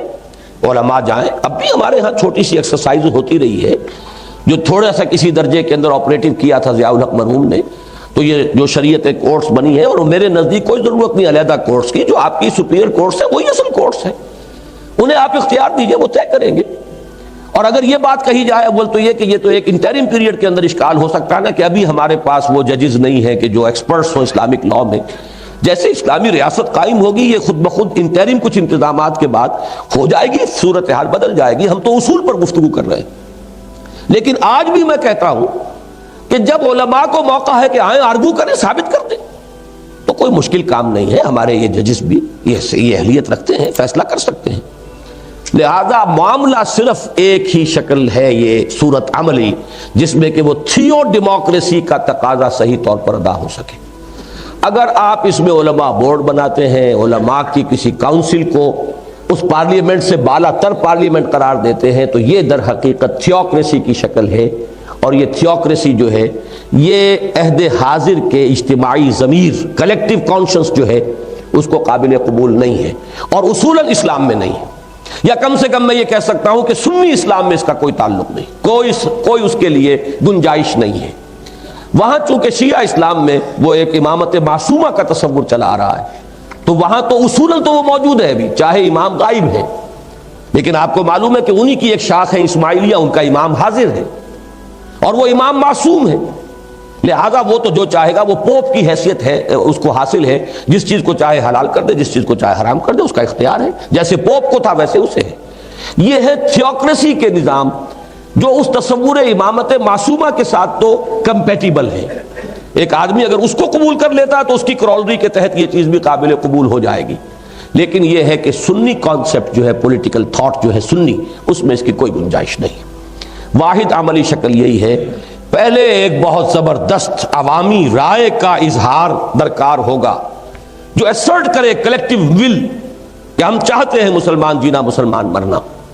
وہ کس طریقے سے ہوگا وہ ایک علیحدہ پروسیس ہے جو کہ کل زیر گفتگو آئے گا, زیر بحث آئے گا. لیکن یہاں سے ہمیں سپوز کر کے چلنا ہوگا, سپوز کہ کسی ملک کے رہنے والے کلیکٹیولی ڈیسائیڈ کر دیتے ہیں کہ no legislation will be done repugnant to the Quran and the Sunnah, اور یہ پرووائڈ کر دیا جاتا ہے دستور کے اندر بغیر کسی ریزرویشن اور ایکسیپشن کے. اب یہ کام سپیریئر کورٹس کا ہے, اسی کے پاس ہوگا. جیسے بقیہ حقوق جو ہے شہریت کے, اس کے کسٹوڈین وہ ہیں, اسی طرح اس دفعہ کے کسٹوڈین بھی وہ ہوں گے. یہی بات تھی جسے کہ علامہ اقبال نے یوں کہا تھا اپنے لیکچرز میں. کچھ چونکہ بات مختصر ہے, وہاں مبہم ہے, بہت تفصیل سے نہیں آئی ہے, لہذا اس کی انٹرپریٹیشن ایک سے زائد کی جا سکتی ہے, یہ میں تسلیم کرتا ہوں. لیکن یہ ہے کہ جو میرے نزدیک اس کی تعبیر ہے, جس کو میں 100% صحیح سمجھتا ہوں, وہ یہ ہے کہ اجتہاد اب بذریعہ پارلیمنٹ ہوگا. کیا معنی ہے اس کے کہ کون سا اجتہاد قانون کی شکل اختیار کرے گا, اس کا فیصلہ پارلیمنٹ کرے گی. یہ نہیں ہے کہ یہیں بیٹھے ہوئے لوگ, چاہے وہ ان پڑھ بھی ہوں, ان کی اکثریت, وہ اجتہاد کریں گے. بات یہ نہیں ہوتی. اب بھی آپ کو معلوم ہے کوئی قانون بنتا ہے پارلیمنٹ میں تو ایکسپرٹس ہوتے ہیں اس پارٹی کے, وہ بناتے ہیں, اور باقی جو لوگ ہوتے ہیں وہ تو ہاتھ اٹھاتے ہیں. وہ ایک نظام ہے جو چلتا ہے, ان میں سے اکثر کو یہ بھی پتہ نہیں ہوتا اس میں کیا طے ہے اور کیا فیصلہ کیا گیا ہے. تو یہ تو معاملہ ہے کہ اصولی طور پر یہ طے ہوگا. فرض کیجئے مجھے بھی حق حاصل ہے, میں اجتہاد کروں, نہیں بھی ہے تب بھی میں فرض کیجئے مدعی بن کر کھڑا ہو گیا ہوں کہ مجھے حق حاصل ہے. اسلام میں کوئی قدغن نہیں ہے اس پر کہ آپ بات کریں. ہاں بات کرنی ہوگی قرآن و سنت کی دلیل سے. ایک اجتہاد کوئی ہمارے عالم دین فرض کیجئے کسی ایک طبقے کے ہیں, وہ کر رہے ہیں کہ اس مسئلے میں یوں ہونا چاہیے, میں یہ سمجھتا ہوں کہ کتاب و سنت کا تقاضا یہ ہے. ایک اجتہاد کوئی اور کر رہے ہیں, ایک اجتہاد کوئی اور کر رہے ہیں. سوال یہ کہ کس کا اجتہاد انفورس ہوگا, وہ فیصلہ پارلیمنٹ کرے گی. یہ تھیو ڈیموکریسی کا وہ ڈیموکریسی والا ایلیمنٹ ہے کہ جو اس میں انٹروڈیوس کرنا پڑے گا کہ کون سا اجتہاد نافذ ہوگا, اس کا فیصلہ پارلیمنٹ کی اکثریت کرے گی. یہ ہے مفہوم اس کا کہ اس دور میں اب اجتہاد بذریعہ پارلیمنٹ ہوگا. یہ نہیں ہے کہ اصل میں اجتہاد وہ لوگ کریں گے. اس کنفیوژن کو ختم کر دیجئے. میں نے اس کو حال ہی میں ایک تحریر میں واضح بھی کیا ہے کہ دیکھیے مثال کے طور پر خلافت بنو عباس کا دور ہے, ایگزیکٹو اتھارٹی ایک شخص کے ہاتھ میں ہے, خلیفہ کے ہاتھ میں. وہ کہتا ہے امام ابو حنیفہ سے کہ آپ کو میں اختیار دیتا ہوں, آپ کو قاضی القضات بناتا ہوں, آپ کے فیصلے ہی قانون بن جائیں گے. اب امام ابو حنیفہ کے پاس انفورسنگ اتھارٹی نہیں ہے, اتھارٹی خلیفہ بنی عباس کے پاس ہے. لیکن اسے پسند ہے امام ابو حنیفہ, یا فرض کیجئے انہیں پسند آ گئے ہیں امام مالک, انہوں نے کہا کہ جی آپ کی کتاب جو ہے موطا امام مالک، میں اس کو قانون کا درجہ دیتا ہوں۔ دونوں نے انکار کر دیا، قطعاً ہم اس کے لیے تیار نہیں، اس لیے کہ اس کے معنی یہ ہے کہ ہمارے اجتہادات نافذ ہو جائیں گے لوگوں کے اوپر، جبکہ ہم تو اوپن رکھنا چاہتے ہیں۔ یہ اصل میں فقہ اسلامی کی وہ فارمیٹو سٹیج تھی، ابھی وہ تشکیل پا رہا تھا، اس میں کسی ایک فرد کے اجتہادات کو اس طریقے سے اگر لاگو کر دیا جاتا تو وہ آزادی خیال اور آزادی فکر اور آزادی رائے وہ سارے کے سارے ختم ہو جاتے۔ لہذا جو بھی اور دوسرے بھی پولیٹیکل کچھ مسائل تھے اور اسباب تھے، لیکن یہ کہ جو اصولی بات ہے انہوں نے اس کو قبول نہیں کیا۔ اس سے آگے چل کر معاملہ ہوا مثلاً ہندوستان میں اورنگزیب کے زمانے میں، ایگزیکٹو اتھارٹی کس کے ہاتھ میں ہے؟ مونارک ہے، وہ بادشاہ ہے، اورنگزیب کے پاس ہے۔ وہ اپنے پسندیدہ علماء، فرض کیجئے کہ وہ اہل حدیث مسلک کا ہوتا تو اہل حدیثوں کو جمع کرتا، اگر وہ حنفی تھا تو حنفیوں کو اس نے جمع کر لیا، شافعی ہوتا تو شوافی علماء کو جمع کرتا۔ ایک اس نے باڈی بنا دی کہ آپ قانون بنا دیں، آپ مرتب کر دیں، وہ فتاوی عالمگیری مرتب ہو گئے۔ نافذ کرنے کی قوت تو ان علماء کے پاس نہیں تھی، غریبوں کے پاس جنہوں نے مرتب کیے ہیں، وہ تنفیذ کی قوت تو اصل میں شہنشاہ اورنگزیب کے ہاتھ میں تھی، اس نے نافذ کر دیا۔ بالکل اسی طرح سمجھیے کہ اب جب تھیو ڈیموکریسی کا کانسیپٹ ہوگا تو تنفیذ کی جو طاقت ہے وہ پارلیمنٹ کے ہاتھ میں، اور کون سا اجتہاد ہے کہ جو اس وقت ہمارے ملکی مسائل اور اپنے حالات کے مطابق زیادہ مناسب ہے، اس کا فیصلہ پارلیمنٹ کرے گی۔ اس کے بعد بھی عام لوگوں کو یہ حق حاصل ہے کہ وہ عدالت میں جائیں اگر وہ سمجھتے ہیں کہ یہ اجتہاد جو ہے یہ اپنے حدود سے تجاوز کر گیا ہے، یہ کتاب و سنت کو کنٹروین کر رہا ہے۔ You can go and knock the door of the court۔ یہ ہے پروسیس کہ جو عملاً چل سکتا ہے۔ اس کو اگر سمجھ لیں تو بہت سے اشکالات، بہت سے سوالات، یہ علماء بورڈ اور یہ تھیوکریسی اور یہ آئیڈیالوجی کاؤنسل، ٹھیک ہے یہ ادارے رہیں گے، ریسرچ کاؤنسلز بنائیے، لوگوں کو سہولتیں دیجئے کہ وہ اس میں اجتہادی صلاحیتوں کو بروئے کار لائیں، لیکن فیصلہ بالآخر پارلیمنٹ کے ہاتھوں ہوگا۔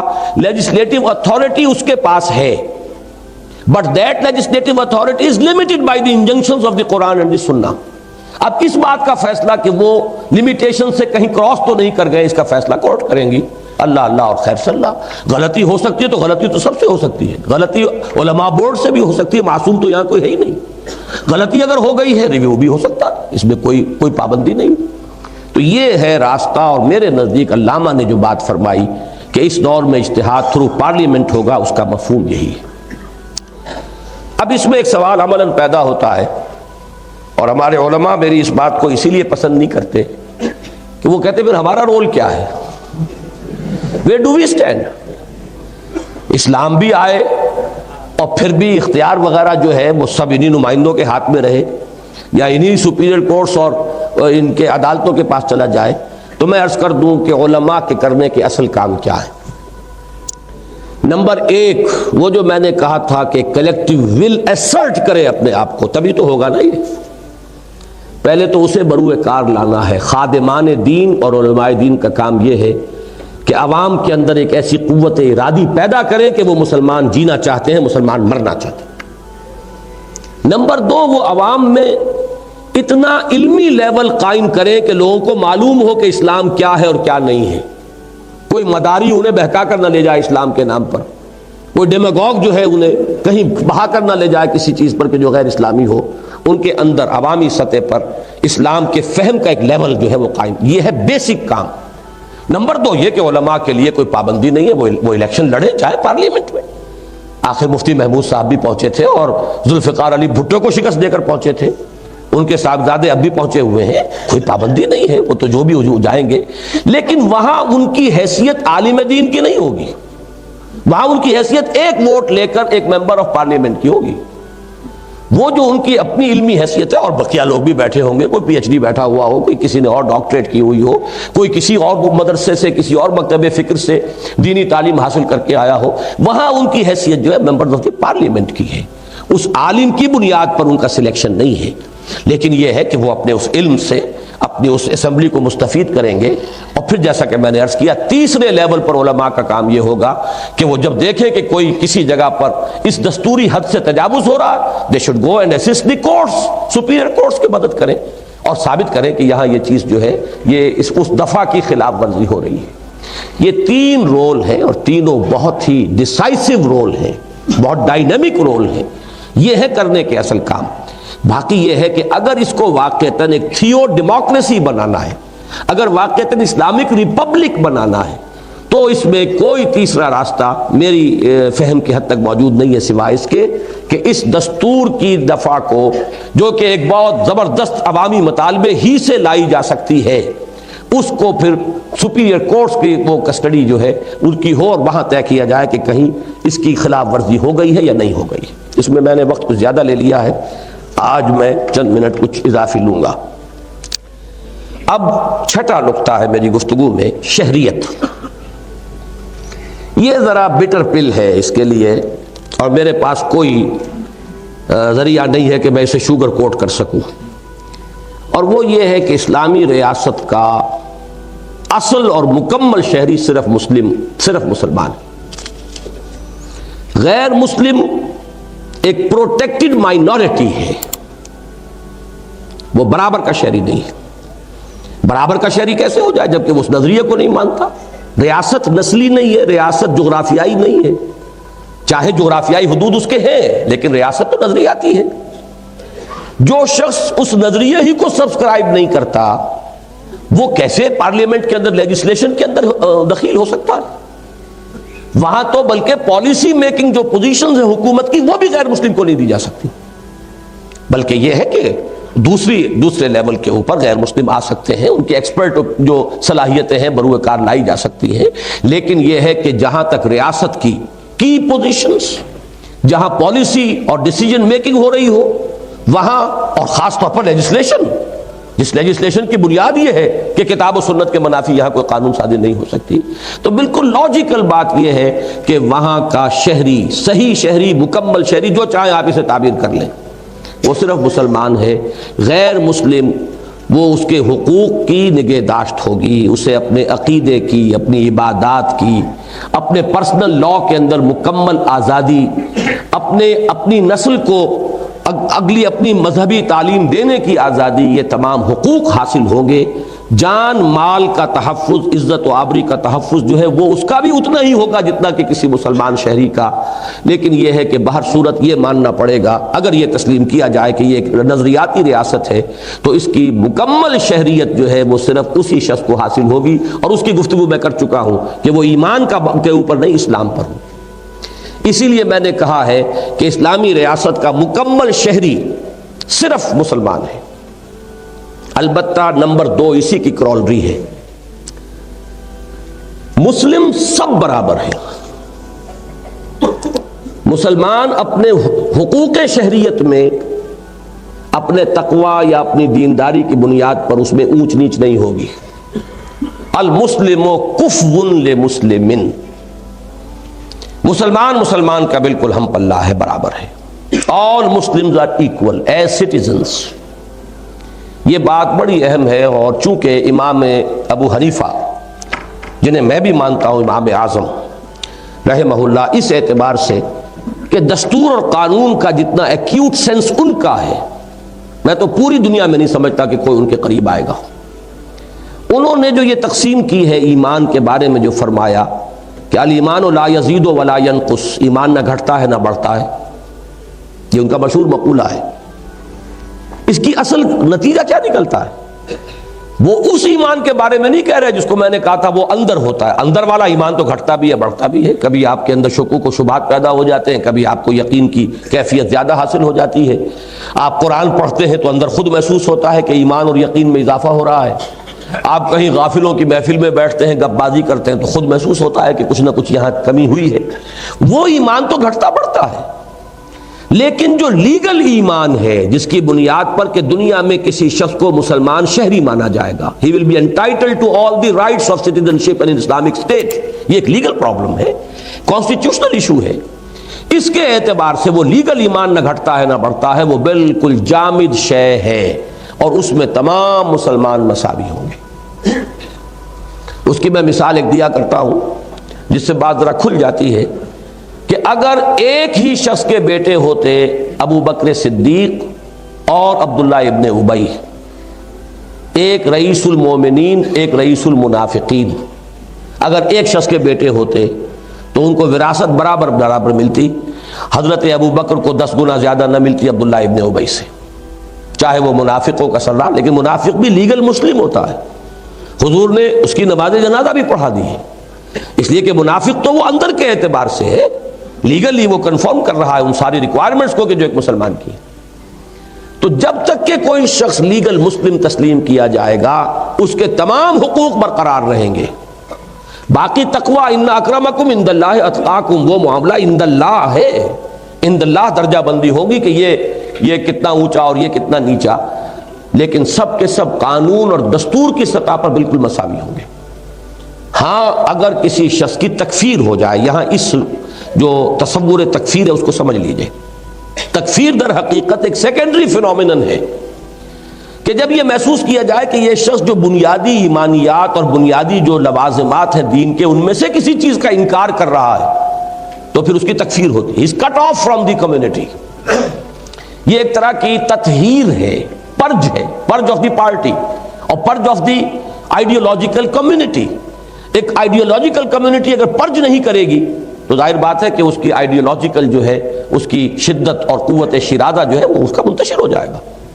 یہ ایک نیسیسٹی ہے for ideological parties and communities کہ جو لوگ بھی اس سے ہٹے انہیں پرج کیا جائے.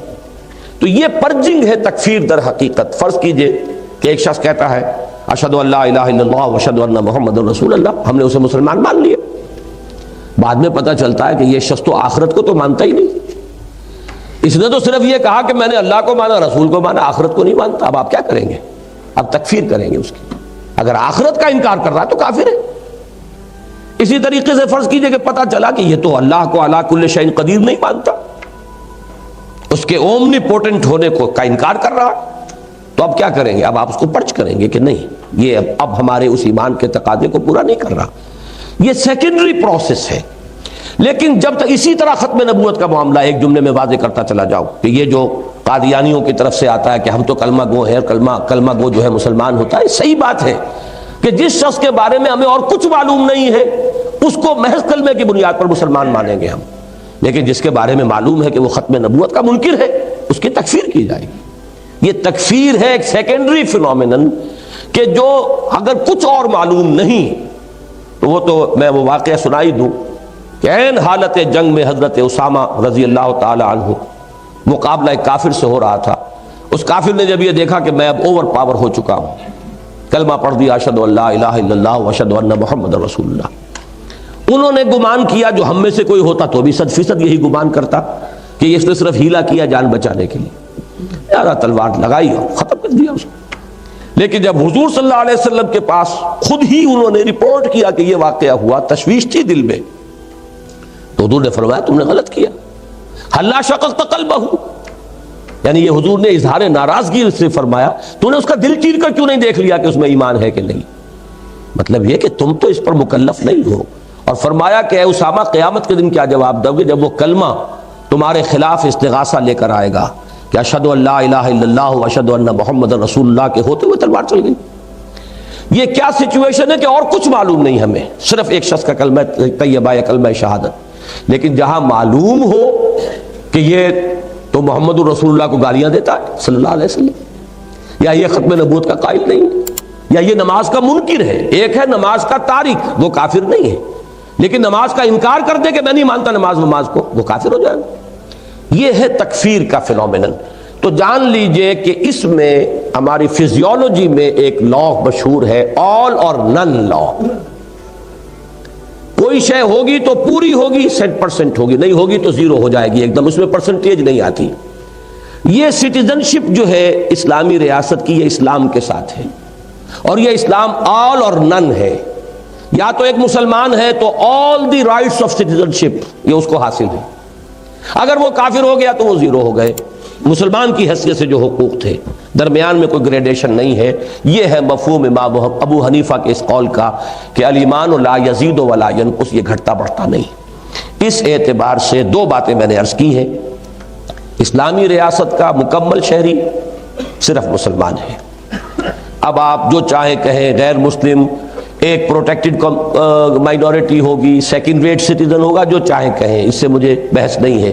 جو عمدہ سے عمدہ اور موسٹ پیلیٹیبل لفظ اس کے لیے وضع کیا جائے کر لیجئے، لیکن یہ کہ اصول ماننا پڑے گا کہ یہ نظریاتی ریاست ہے، تو اس کی مکمل شہریت اسی کو حاصل ہوگی جو اس نظریے کو مانتا ہو، قبول کرتا ہو، ٹیسٹیفائی کرتا ہو۔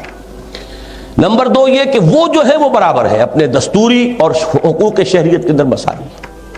البتہ اس میں تیسرا سوال پیدا ہوتا ہے، اور یہ سوال اصل میں جب اسی موضوع پر میں نے کراچی میں گفتگو کی تھی تو مدیر تکبیر صلاح الدین صاحب نے اس پر کچھ گفتگو کی اور وہاں کچھ بدمزگی بھی پیدا ہو گئی، تو میں چاہتا ہوں کہ اس مسئلے کو یہاں واضح کر دوں۔ ایڈیشنل شرائط عائد کی جا سکتی ہیں، مثلا جیسے جب ایڈلٹ فرنچائز ہے اس میں بھی آپ طے کرتے ہیں نا کہ 18 برس کا ہوگا تو اسے ووٹ کا حق ہوگا، یا 20 برس کا ہوگا تو ووٹ کا حق ہوگا، یا 21 برس کا ہوگا تب ووٹ کا حق ہوگا، تو یہ تو آپ طے کرتے ہیں، یہ کہیں کتاب و سنت میں لکھا ہوا نہیں ہے۔ اسی طریقے سے فرض کیجئے کسی ملک کے شہری اپنی کانسٹیٹیوئنٹ اسمبلی کے ذریعے سے یہ طے کر لیتے ہیں کہ ہمارے ہاں ووٹ کا حق صرف اس کو حاصل ہوگا جو کم سے کم پرائمری پڑھا ہوا ہو، کم سے کم وہ یعنی جو بھی اپنی ریجنل لینگویج ہے اس میں ہی لکھنا پڑھنا جانتا ہو، یا اس سے آگے جا کر کوئی اور بھی آپ عائد کرنا چاہیں، اور یہاں الیکشن میں صرف وہی کھڑا ہو سکے گا جس کے اندر یہ اوصاف ہو۔ لیکن یہ سب کچھ ڈیپینڈ کرے گا عوام کی رائے پر، فیصلہ وہ کریں گے کہ 18 برس ہو، 21 برس ہو۔ جو میری رائے ہے وہ بعض لوگ تو اسے لطیفہ ہی سمجھتے ہیں، لیکن میں اس میں سیریس ہوں۔ میرے نزدیک تو 40 برس کی عمر ہے میچورٹی کی از روح قرآن، اس سے نیچے وولیٹائل ایج ہے یہ، اور اس کو ڈیمیگوگس جو ہے وہ بہا کر لے جاتے ہیں۔ تو سٹیبلٹی اگر چاہیے تو 40 برس کا، اب 40 برس آپ معین کرتے ہیں، کہیں کہتے ہیں وزیر اعظم نہیں ہو سکتا 40 برس سے کم، جس کو 35 برس کر کے تو جو ہے ساری مصیبت ضیاء الحق صاحب نے اس وقت جو ہے کچھ لوگوں کے سروں پہ ڈال دی، گردنوں میں ڈال دی۔ لیکن یہ کہ یہ ساری چیزیں بھی طے ہوتی ہیں، یہ کوئی کتاب و سنت میں نہیں ہے، کہیں دنیا میں اس کا کوئی ایک قانون نہیں ہے۔ اسی طریقے سے ووٹر کے لیے کوئی ایڈیشنل شرائط، الیکشن کنٹیسٹ کرنے کے لیے ایڈیشنل شرائط ہو سکتی ہیں، لیکن یہ سب ڈیپینڈ کریں گی خود عوام کی مرضی پر کہ ان کے نمائندے ان چیزوں کو طے کریں گے، دستور کا جز بن جائیں گے، وہ انفورس ہو جائیں گے۔ لیکن بیسک کوالیفیکیشن جو ہے اسلامی ریاست میں وہ ہے اسلام، شہریت کی بنیادی شرط اسلام ہے، اور اس کے اندر حقوق کے اندر تمام مسلمان، المسلم کفو لمسلم، مسلمان کے ہم پلہ ہے اور برابر ہے۔ 7ویں بات پر میں اب آ رہا ہوں، اب مجھے بس بہت جلدی میں بات ختم کرنی ہوگی۔ خواتین کا معاملہ، میں نے جہاں تک غور کیا ہے، جو اسلام کا فلسفہ ہے، اسلام کی جو روح ہے، اس کی تعلیمات کا جو لب لباب ہے، یہاں پر جو حکومتی اور ریاستی ذمہ داریوں کا بوجھ ہے وہ اسلام مردوں پر ڈالتا ہے، عورتوں پر نہیں ڈالتا۔ اصل میں میرے نزدیک تصور بدل جاتا ہے، ایک جگہ اسی چیز کو آپ حق کہتے ہیں اور ایک جگہ اسی چیز کو آپ ذمہ داری کہتے ہیں۔ اسے حق سمجھا جائے تو پھر یہ ایک ناانصافی کی بات آتی ہے، اگر ذمہ داری سمجھا جائے تو اللہ تعالیٰ نے، یہ میں چونکہ اس وقت کا موضوع نہیں ہے، میں صرف اپنی رائے عرض کر رہا ہوں کہ میرا مطالعہ یہ ہے، اگرچہ کوئی صریح حکم کتاب و سنت کا موجود نہیں ہے۔ یہی وجہ ہے کہ اس وقت بھی ہمارے ملک میں جو اتنی بڑی کنٹروورسی بے نظیر بھٹو کے وزیر اعظم بننے کی وجہ سے ہوئی ہے، اس میں بھی علماء جو ہیں یہ تو کہہ رہے ہیں کہ خلاف اسلام ہے، کسی نے اسے حرام مطلق نہیں کہا ہے۔ جو بھی آپ کسی مفتی سے پوچھیں گے، فتویٰ مانگیں گے، حرام مطلق نہیں ہے، یعنی ایسی چیز کہ جس میں کوئی گنجائش نہ ہو۔ اس کو کہا گیا ہے کہ یہ مکروہ تنزیہی ہے، جیسے فرض کے بعد ادھر واجب ہوتا ہے، ایسے ہی ادھر سے جو کیٹیگریز میں نے آپ کو بتائی تھی، تو حرام سے ذرا ادھر جو ہے وہ ہے مکروہ تحریمی، تو یہ مکروہ تحریمی کہا گیا ہے، لیکن حرام مطلق اسے کسی نے نہیں کہا۔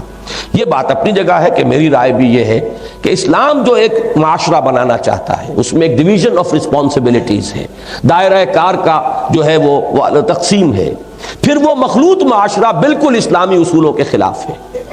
اس کے اندر جو ہے یہ میل جول جو ہے مردوں اور عورتوں کا آزادانہ اختلاط جو ہے وہ، جیسا کہ میں اس دوسری تقریر میں بیان کر چکا ہوں، وہ تو اسلام کے بیسک آبجیکٹیوز کے خلاف ہے۔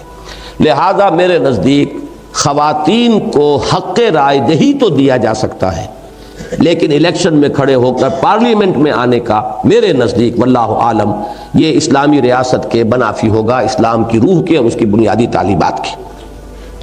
اس لیے کہ حضور کی دو حدیثیں تو موجود ہیں جو اس دور میں تو کافی بیان ہوئی ہیں، میں صرف اشارہ ہی کر رہا ہوں کہ حضور نے فرمایا وہ قوم کیسے فلاح پائے گی جس نے اپنا معاملہ ایک عورت کے حوالے کر دیا، اور یہ حدیث بخاری کی ہے، پختہ حدیث ہے۔ اسی طرح ایک حدیث میں حضور نے 3 اوصاف گنوائے، جس قوم میں یہ اوصاف ہوں گے اس قوم کے لیے مر جانا بہتر ہے زندہ رہنے سے۔ فَبَطْنُ الْأَرْضِ خَيْرٌ لَهُم مِّن ظَهْرِهَا، زمین کا پیٹ ان کے لیے بہتر ہے اس کی پیٹھ سے۔ زمین کی پیٹھ پر تو ہم چلتے ہیں جب زندہ ہوتے ہیں، اور زمین کے پیٹ میں دفن ہو جاتے ہیں مرنے کے بعد، تو یہ استعارہ ہے کہ ان کے لیے موت بہتر ہوگی زندگی سے۔ اس میں ایک یہ بھی ہے کہ وَأُمُورُهُمْ إِلَىٰ نِسَائِهِمْ، اگر ان کے معاملات ان کی عورتوں کے حوالے ہو جائیں تو یہ بھی گویا کہ ان چیزوں میں سے ایک ہے کہ جس کے بارے میں حضور کا فرمان یہ ہے کہ پھر ان کے لیے زندہ رہنے سے مر جانا بہتر۔ تو یہ دو چیزیں ایک ڈائریکٹیو پرنسپلز کی حیثیت سے تو موجود ہیں، اگرچہ کوئی کیٹیگوریکل جو ہے کوئی حکم نص قطعی کے درجے میں نہ قرآن میں ہے نہ سنت میں موجود ہے۔ اسی لیے میں نے جو رائے ہے اپنی آپ کے سامنے رکھ دی ہے۔ 8ویں بات، یہ بھی بات چھوٹی چھوٹی باتیں ہیں، میں اس کو بہت ہی تیزی کے ساتھ اب کور کر رہا ہوں۔ ایک اس دور میں جو بہت بڑا کنفیوژن پیدا کیا گیا ہے وہ یہ کہ آیا پولیٹیکل پارٹیز اسلام میں جائز ہیں یا نہیں۔ اس پر کچھ علماء سے فتوے بھی لیے گئے، غالباً سعودی عرب سے ایک عالم دین آئے تھے، وہ تو فتویٰ دے گئے تھے، لیکن اللہ کا شکر ہے کہ الازہر یونیورسٹی کے ریکٹر جب آئے تھے تو انہوں نے اس کے برعکس فتویٰ دیا، وہی صحیح ہے کہ قطعاً کوئی پابندی نہیں ہے اسلامی ریاست میں پولیٹیکل پارٹیز پر۔ اس میں صرف ایک چیز ہے کہ جو میں سمجھتا ہوں کہ اسلام کی روح کے منافی ہے، اور وہ ہے پارلیمنٹ میں وپ جو ہوتا ہے پارٹی کا۔ اس کو 2 حصوں میں سمجھیے، ایک تو ہے وہ بنیادی مینیفیسٹو جس پر کہ کسی پارٹی نے الیکشن لڑا اور اس پر لوگوں سے ووٹ لیے اور اس کے حوالے سے ایک شخص ممبر بنا ہے۔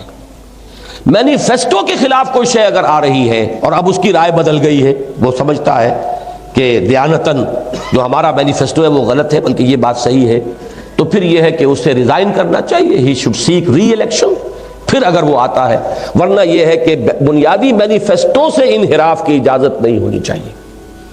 لیکن بہت سی چیزیں ایسی ہوتی ہیں جن کا تعلق بنیادی مینیفیسٹو سے نہیں ہے، وہ وقتی سا مسئلہ ہے، آ گیا ہے، کاؤنٹنگ ہو گئی ہے، ڈویژن ہو گئی ہے، اور آپ کو معلوم ہے پارلیمانی نظام میں تو اسی پر حکومت بنتی ہے اور بگڑتی ہے، ٹوٹ جاتی ہے۔ اس میں جو چیز کے بنیادی مینیفیسٹو سے متعلق نہ ہو اس میں ہر ممبر کو آزادانہ دیانتاً اپنی رائے کے مطابق حق دینے کا اختیار ہونا چاہیے۔ یہ وپ جو ہے گویا کہ ایک انسان کو اپنے ضمیر کے خلاف رائے دینے پر اس کو مجبور کیا جانا، یہ میں سمجھتا ہوں کہ اسلام ہی نہیں ہے، تو جو بیسک موریلٹی اور مورل ویلیوز ہیں اس کے خلاف ہے۔ ہاں جیسا کہ میں نے عرض کیا، وہ چیز اگر بنیادی مینیفیسٹو سے متعلق ہے تو پھر اس کا فرض ہے کہ اسے اب ریزائن کرنا چاہیے۔ اس نے جو یہاں پہ پوزیشن حاصل کی ہے وہ اس مینیفیسٹو کے حوالے سے لوگوں سے ووٹ لیے، تو ان 2 حصوں میں تقسیم کر دیا جائے تو پھر کوئی بات نہیں ہوگی۔ باقی پولیٹیکل پارٹیز یہ بہت بڑی ایجوکیٹو انسٹیٹیوشنز ہیں، اگر ہوں، یہ تو ہمارے والا معاملہ چھوڑ دیجئے پارٹیز ہیں بھی کہ نہیں ہے، اس کو اس وقت اصولی بات ہو رہی ہے۔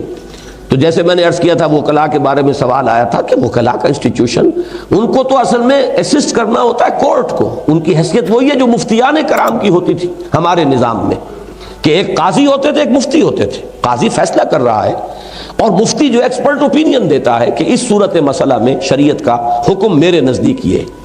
تو یہ معاملات ٹو اسسٹ دی کورٹ، اس میں کوئی حرج نہیں ہے۔ باقی یہ کہ اب اس کا نظام کیا ہے، اس بنیادی طور پر یہ کہ وہ فریقین جو ہیں جو مقدمے کے وہ انہیں ہائر کرتے ہیں، اور پھر یہ کہ ہر حال میں انہیں جو ہے چاہے وہ اپنے ضمیر کے مطابق رائے دے رہے ہیں یا کیا کر رہے ہیں، تو یہ تو ایڈیشنل خرابیاں ہیں جو ہر پروفیشن میں آ گئی، جس کو نوبلسٹ پروفیشن کہا جاتا ہے میڈیکل پروفیشن، اس میں نہ معلوم کتنی گندگیاں آ گئی ہیں، وہ علیحدہ بات ہے۔ اسی طریقے سے پولیٹیکل پارٹیز کا انسٹیٹیوشن بڑی قیمتی شے ہے، وہ پبلک کو ایجوکیٹ کرتی ہے۔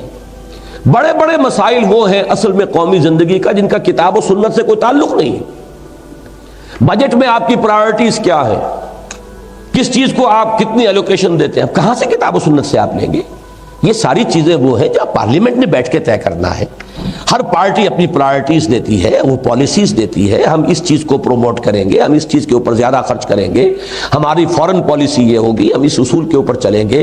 اور ظاہر بات ہے کسی پارٹی کے مینیفیسٹو میں کوئی شے خلاف اسلام ہے تو پھر کورٹ میں جا کر جو ہے کنڈا کھٹکھٹایا جا سکتا ہے کہ اسلامی اس ریاست کے اندر یہ پارٹی اس مینیفیسٹو کے ساتھ الیکشن نہیں لڑ سکتی، اس لیے کہ یہاں یہ طے ہے کہ یہاں اسلام کے اصول کے خلاف جو ہے کتاب و سنت کے نصوص کے خلاف کوئی قانون سازی نہیں کی جا سکتی.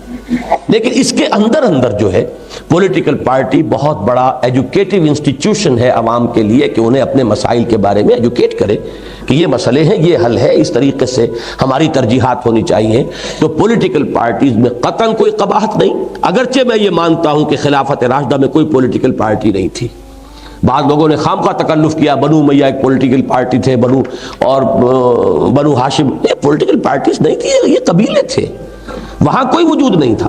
لیکن یہ کہ میں پہلے عرض کر چکا ہوں کہ ایگزیکٹ ریپلیکا خلافت راشدہ کا وہ اب اپلیکیبل نہیں ہوگا، اس لیے کہ وہ ایک ٹرائبل سوسائٹی تھی اور یہ سوسائٹی جو ہے بیسیکلی اب چینج ہو چکی ہے. ایک نواں نقطہ ہے فرقوں کا مسئلہ کیا بنے گا. اس میں نے پچھلے دنوں ایک گفتگو میں عرض کیا تھا کہ ایک سیمی سیکولر نظام ہمیں اختیار کرنا پڑے گا، اور میں نے یہ 20 اگست 1980 کو اسی موضوع پر تقریر کی تھی. علماء کنونشن جو پہلا ہوا تھا ضیاء الحق صاحب نے کیا تھا، اس وقت تک بہرحال انہیں مجھ سے حسن دن تھا، مجھے ان سے حسن دن تھا، تو میں بھی وہاں تھا، میں بھی حاضر تھا وہاں، ضبط سخن کر نہ سکا. تو اس میں نے جو تقریر کی تھی اس کا لب لباب یہ ہے کہ دیکھیے سیکولر نظام اصل میں اسے کہتے ہیں، وہ لا مذہبی نظام نہیں ہوتا، کل مذہبی نظام ہے سیکولر. لا دینی کل مذہبی، یہ دو لفظ جوڑ لیں تو صحیح طریقے سے تعبیر ہوگی. یعنی لا آف دی لینڈ میں کسی مذہب سے کوئی سروکار نہیں، وہ تو بروٹ میجورٹی جو بھی ہے عوام کی اپنے نمائندوں کے ذریعے سے وہ فیصلہ کرے گی. البتہ پرسنل لاز میں ان کو کھلی اجازت، تم مندر میں جاؤ پوجو جس کو پوجنا ہے، اور تم جاؤ مسجد میں اور اللہ سے لو لگاؤ، اور تم جاؤ سینیگوگ میں، جس طرح چاہو کرو. اس میں صرف جو گڑبڑ آتی ہے وہ فیملی لاز میں آتی ہے، جو کہ ہندوستان میں بھی ہوئی اور بڑے بڑے پیمانے پر مسلمانوں نے وہاں کھڑے ہو کر منوایا اس بات کو کہ ہمارے فیملی لاز کو ہمارے پرسنل ہی معاملات کے اندر شمار کیا جائے گا. کوئی ایک جو یونیفارم سول کوڈ ہے وہ ہندوستان میں نہیں آئے گا. لیکن یہ کہ باقی دنیا میں جو سیکولر نظام چل رہے ہیں ان میں فیملی لاز کو بھی وہ لا آف دی لینڈ میں شامل کرتے ہیں. ورنہ فوجداری اور دیوانی قوانین یہ دو ہیں کہ جو لا آف دی لینڈ کے لازمی اجزاء ہیں. یہ جیسا کہ میں نے عرض کیا فیملی لاز یہ بارڈر لائن پر ہے، چاہے ادھر لے جائیے چاہے ادھر لے جائیے. میرے نزدیک اس کو پرسنل میں ہونا چاہیے. تو ہمیں سیکولر نظام جو ہے وہ کسی سطح پر مرکزی سطح جو ہے لا آف دی لینڈ میں کسی مذہب کو تسلیم نہیں کرتا، پرسنل میں تمام مذاہب کو تسلیم کرتا ہے. اسلامی ریاست میں اب کیا ہوگا کہ پرسنل میں تمام فرقوں کو تسلیم کیجئے. نماز جیسے شیعہ پڑھنا چاہیں پڑھیں، مسجد بنائیں، اوقات طے کریں، جو چاہیں کریں. روزہ جس وقت کھولنا چاہتے ہیں کھولیں، جس وقت سحری ختم کرنا چاہتے ہیں ختم کریں، کوئی اعتراض نہیں. اسی طرح یہ کہ اگر ان کے ہاں 1000 طلاقیں بھی ایک ہی طلاق شمار ہوتی ہیں اس کے مطابق طے کریں. لیکن یہ کہ شادی کے وقت طے کر دینا چاہیے کہ اس میں یہ شادی جو ہے یہ کس فقہ سے گورن ہوگی، اس وقت طے ہو جانا چاہیے. ورنہ بیوی حنفی فقہ کی ہو اور وہ جعفری فقہ کے ہو تو چکر پڑ جائے گا کسی ڈائیورس کے کیس میں کہ اب اس کے مطابق فیصلہ ہوگا، اس کے مطابق فیصلہ ہو. لیکن یہ کہ اصولی بات یہ ہے کہ پرسنل لا میں پوری اجازت، پوری آزادی.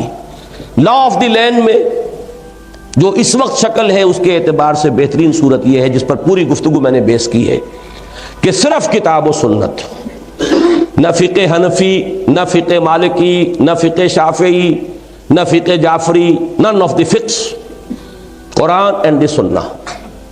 اس میں فرق جو پڑتا ہے وہ شیعہ حضرات کے بارے میں پڑتا ہے، ورنہ باقی تمام سنی سیکٹ اس کے اندر آ سکتے ہیں یکجا ہو کر.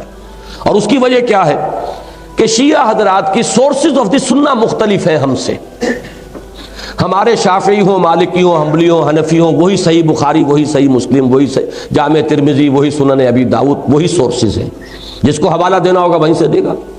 لیکن چونکہ شیعہ حضرات کی اپنی حدیث کی کتابیں علیحدہ ہیں، لہذا یہ کتاب و سنت کے اوپر بھی جمع ہونا مشکل ہے. اس صورت میں پھر یہ ہے کہ آپ یہ طے کر دیجئے کہ یہاں پر جو معاملہ طے ہوگا وہ سنی کانسیپٹ جو ہے اس کے مطابق ہوگا، جہاں اکثریت سنیوں کی ہے. اور اگر جیسے ایران میں ہے اکثریت شیعہ حضرات کی ہے تو انہوں نے جو طے کیا صحیح کیا ہے کہ لا آف دی لینڈ وہ تو در حقیقت فقہ جعفری کے تحت طے ہوگا. باقی یہ ہے کہ سنیوں کو مختلف مکاتب فکر جو اور ہیں انہیں مذہبی آزادی حاصل رہے گی، پرسنل لا کے اندر انہیں آزادی ہوگی. یہی پریکٹیکل شکل ہے. اور اس میں اگر کوئی یہ معاملہ طے کر دیا جائے کہ یہاں فقہ حنفی کے مطابق لا آف دی لینڈ ہوگا تب بھی کوئی حرج نہیں ہے کہ عظیم اکثریت یہاں پہ احناف کی ہے. لیکن جو اصل بات بتانی تھی وہ یہ کہ یہ حل ہے کہ ایک طرف یہ لا آف دی لینڈ کو رکھا جائے، اس میں یا کتاب و سنت یا اکثریت کی فقہ معین ہو جائے. باقی جو پرسنل لا ہے اس کی حد تک تمام فقہوں کو بالکل ایکول لیول پر ٹریٹ کیا جائے اور ان کی پوری آزادی حاصل. بس اب آخری بات کر رہا ہوں اور وہ ہے اس پورے معاشرے اور اسلامی ریاست کے اندر اس کی شیرازہ بندی کے لیے ایک بہت مضبوط بنیاد. اس لیے کہ محض قانون کسی معاشرے کو جمع نہیں کر سکتا، جوڑ نہیں سکتا. قانونی اپنی ضرورت ہے، دستوری اپنی ضرورت ہے. انسان میں جذبات بھی ہیں، انسان میں عواطف ہیں. یہ معاملہ جو ہے اسلامی ریاست اور اسلامی معاشرے کے اندر جذباتی وابستگی محمد الرسول اللہ صلی اللہ علیہ وسلم کے ساتھ در دل مسلم مقام مصطفیٰ اور بمصطفیٰ برساں خویش را کے دی ہماوست اگر بہو نہ رسیدی تمام بولا بیست. حضور کی ذات کو مجروح کرنے والی کوئی شے بھی اگر ہے تو وہ بھی گویا کہ اسلامی ریاست کی بنیادوں کو منہدم کرنے والی شے ہوگی. اس اعتبار سے میں سمجھتا ہوں کہ بہت ہی صحیح فیصلہ ہوا ہے اس وقت جو انٹرنیشنل کوئی گیدرنگ ہوئی ہے اور اس میں ان لوگوں نے جو لیگل ایکسپرٹس ہیں مختلف فقہوں کے انہوں نے یہ طے کیا ہے کہ شاتم رسول مرتد ہوتا ہے.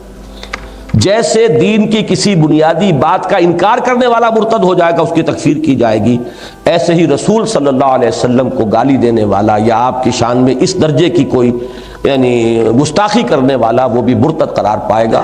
اس لیے کہ وہ بھی اسلامی اجتماعیت کے ایک اہم پلر کو مجروح کر رہا ہے.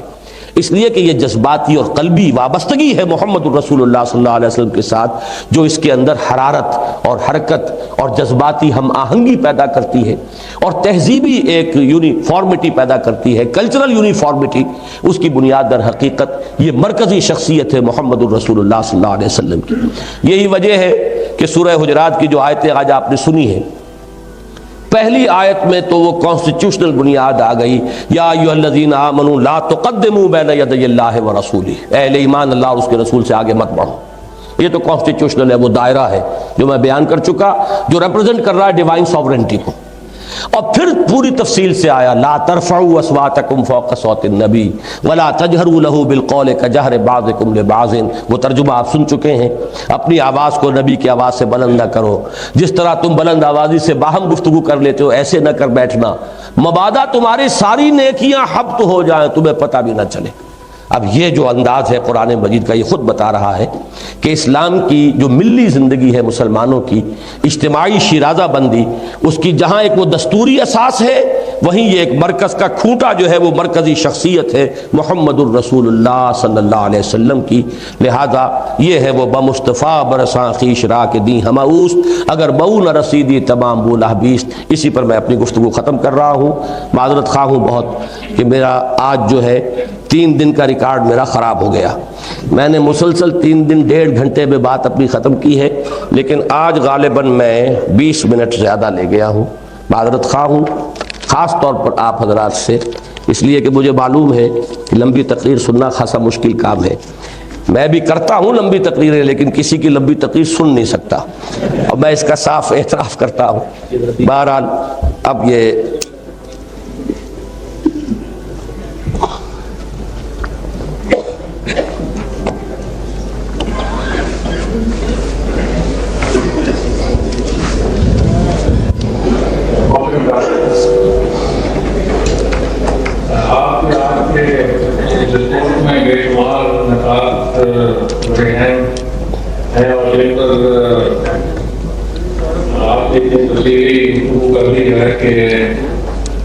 میرے خیال میں جو سفر ہوتا ہے سوال کر کے آپ زیادہ انلائٹمنٹ ریزسٹنٹ کریں وہ تو تقریباً ختم ہو گیا ہے کیونکہ آپ نے خود سے سچویشن کر دی ہے 8-9 پوائنٹس کی کہ کم میرے ذہن میں ان کی ذاتی معلومات باقی نہیں رہی.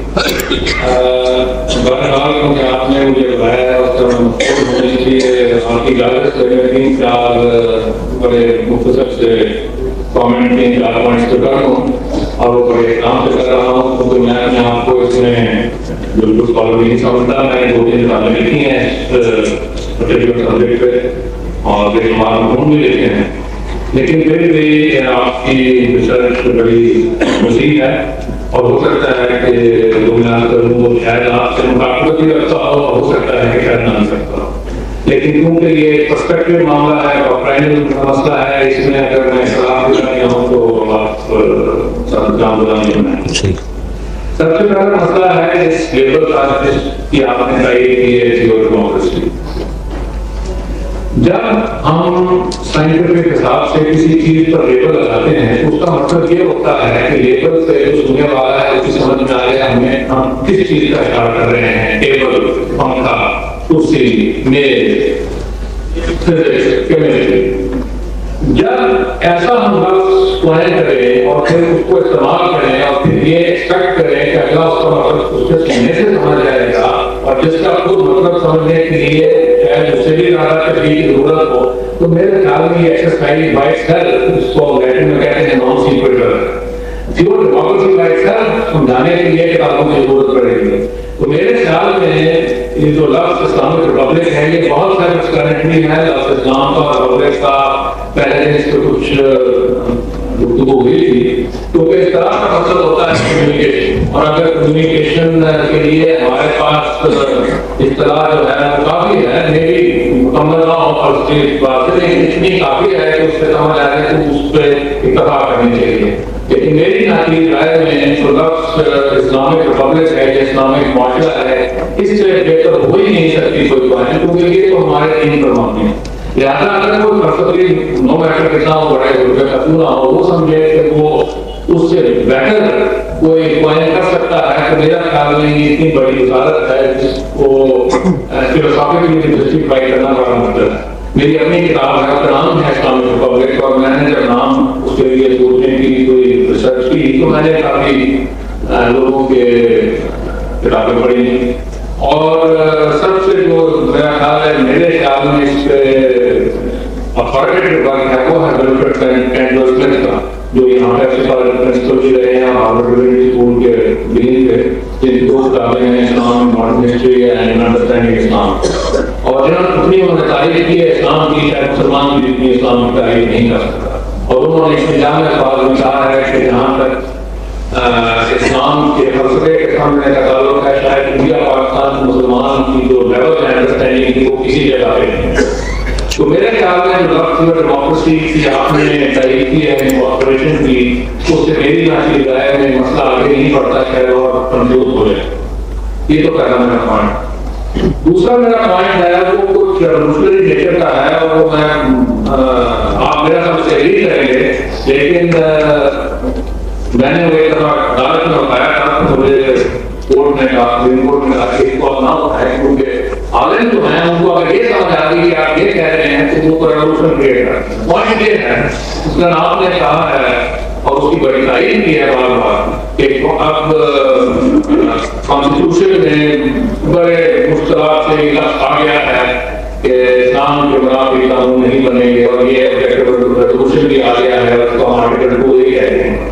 یہ تو ٹھیک ہو گیا, لیکن جس کو ہم پوٹینشیل ویلیڈیٹی کے پوائنٹ آف ویو سے دیکھتے ہیں تو ہوا کیا ہے, اسلام کی جو سپریمیسی ہے وہ آج خود نہیں آئی, افسو فیکٹو نہیں آئی, کانسٹیٹیوشن کی وجہ سے آئی ہے. یعنی کانسٹیٹیوشن جو ہے وہ آپ سے اوپر ہے. کانسٹیٹیوشن نے کہا ہے کہ اسلام کی آپ بات مانیں, یہ نہیں کہ اسلام کہتا ہے کہ کانسٹیٹیوشن میں لکھا ہے. اور یہ بیسک کویشچن ہے جو اسٹوڈنٹس کا, جس کو فلسفہ آئین میں اپوکسمی کہتے ہیں. یہ جو فریز ہوتا ہے وی پیپل, یہ سب سے پہلے آئیڈینٹی کانسٹیٹیوشن میں لکھا گیا تھا, اور انہوں نے امریکہ کی ڈکلریشن آف انڈیپینڈنس سے لیا تھا. یہ جو پہلا لفظ ہوتا ہے وی, اس کا مطلب کیا ہے؟ انہوں نے کہا اس کا مطلب یہ ہے کہ ہماری جو ساورنٹی ہے اس دستاویز کی وہ ہم اب خود اپنے آپ سے ڈرائیو کر رہے ہیں. اور یہ جو فارمولا ہے کنسٹیٹیوئنٹ اسمبلی کا جو پہلے سب سے ماڈرن ٹائمز میں آرڈنٹ میں آیا تھا, ان کی ویلیو کیا گیا تھا, اور پھر ہندوستان پاکستان میں آیا تھا, یہ تو فارمولا کنسٹیٹیوشن اسمبلی کا یہ تھا کہ جو پہلی دستور اور ان ممالک کی وہ ہندوستان سے بن کے نہ آئے بلکہ ان ممالک کے لوگ خود بنائے. اس لیے پہلے آئرلینڈ میں ہوا اور پھر پاکستان میں ہوا 1947 میں 2 اسمبلی بنائی گئی تھی. ایک کا نام تھا کنسٹیٹیوشن اسمبلی, ایک کا نام تھا اسمبلی. ایک لا پاس کرتی تھی, ایک دستور پاس کرتی تھی. ہندوستان نے تو اپنا آخری قانون پاس کیا تھا اور انڈین ایکٹ تھا. اور یہ فارمولا جو تھا یہ 1919 کی ڈبیٹ میں آئرلینڈ کے لیگل پروسیس میں سیٹ کیا تھا کہ ہماری جو پہلی دستاویز ہے وہ ہم بنائیں نہ کہ آپ بنائیں ویسٹمنسٹر پارلیمنٹ. تو مطلب میرا یہ ہے کہ یہ جو اپنے کی تھیوری ہے یعنی پاور یہ اس کی آئی کہاں سے ہے, ویلڈٹی اس کی کہاں سے ہے.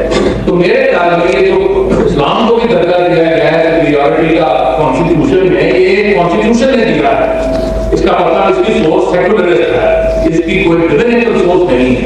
تو یہ ہمیں واضح طور پہ سمجھنا چاہیے. اور موجودہ دور میں آپ نے دیکھا ہوگا آٹھویں ترمیم پہ بڑی ضرورت بحث ہو رہی ہے جس کی کچھ حصے میں بھی تعریف کرتا ہوں, لیکن اس کا یہ حصہ یہ نہیں ہے کہ اگر آٹھویں ترمیم جاتی ہے تو یہ جو پروویژن یہ بھی جاتی ہیں کیونکہ ان پروویژن کی وجہ سے یہ جو سبقت ملی ہے یا نہیں ملی ہے یہ تو ایسا بات ہے لیکن وضاحت مل گئی ہے یہ بھی چلی جائے گی کیونکہ وہ دو ایک دفعات وہ بھی حل ہو جائیں گے. تو لہٰذا یہ کوشچن آف سپیریورٹی اور سپریمیسی آف اسلامک لا جو ہے یہ کلیئر ہے. اس کی جو پرائیورٹی ہے میرے خیال میں وہ کانسٹیٹیوشن نے دی ہے, آپ کو نہیں ہے. اس لیے میری گزارش ہے یہ لفظ سیکولر یہ ایک مت ہے ہمارے معاشرے میں اور اس کی عکاسی بھی آپ نے اپنی گفتگو میں آج بھی کی اور روشن بھی کی تھی کہ یہ ویسٹرن ممالک جو ہیں یہ سیکولر, یہ اگر آپ اس کا تجزیہ کریں یہ بات صحیح نہیں ہے. وہ کہتے ہیں اس کو لیبر کے حساب سے سیکولر ہے. مثلاً جو سبسٹنس ہوتا ہے کسی لا کے تعین کرنے کا کہ یہ سیکولر ہے یا نان سیکولر ہے وہ آپ نے اس کی صحیح آئیڈینٹیفیکیشن کی, وہ ہے اس کے فیملی لاس. اب آپ انگلینڈ کے فیملی لا دیکھتے ہیں یا امریکہ کے دیکھتے ہیں وہ کون سے ہیں, وہ کرسچینٹی کی فیملی لا ہے. منوپلیاں لا کرتے ہیں, ان کا جو ضابطہ ہے شادی ہے وہ وہی ہے جو کنوینشن لا کرتا ہے. اور 1872 میں امریکہ میں سب سے پہلے ماڈرن ٹائمز میں ایک کرسچین سیکٹ نے پولیگمی کی ڈیمانڈ کی جن کو مارمنز کہتے ہیں, سیونتھ ڈے ایڈوینٹسٹ کہتے ہیں, یہاں بھی ہے اور اسٹیٹ آف یوٹا جو ہے ان کی ہے. تو انہوں نے جوزف سمتھ جو تھا اور اس نے جوزف سمتھ نے اپنی ریلیجن کی لیے کچھ بدلاؤ کیا اور اس کے کوئی اسلامی کیبنٹس کی تھی اور اس نے کہا میں یہ ایران سے ڈھونڈ کے آیا ہوں. اور اس نے یہ کہا کہ ہمارے اس کے جو ان کے جو بیسک قانون ہیں وہ اسلام سے کافی ملتے ہیں. تو جب پولیگمی کا سوال آیا تو باقی جتنے امریکہ کی اسٹیٹ تھی انہوں نے ان کو کافی پروو کیا اور وہ چلتے چلتے جو لارڈس تھے وہ اس کو یوٹا پہنچ گئے تو تقریباً اس وقت امریکہ کا ویسٹ ترین حصہ تھا اور پھر وہ پکڑ ہی پکڑے وہاں میں وہاں گیا.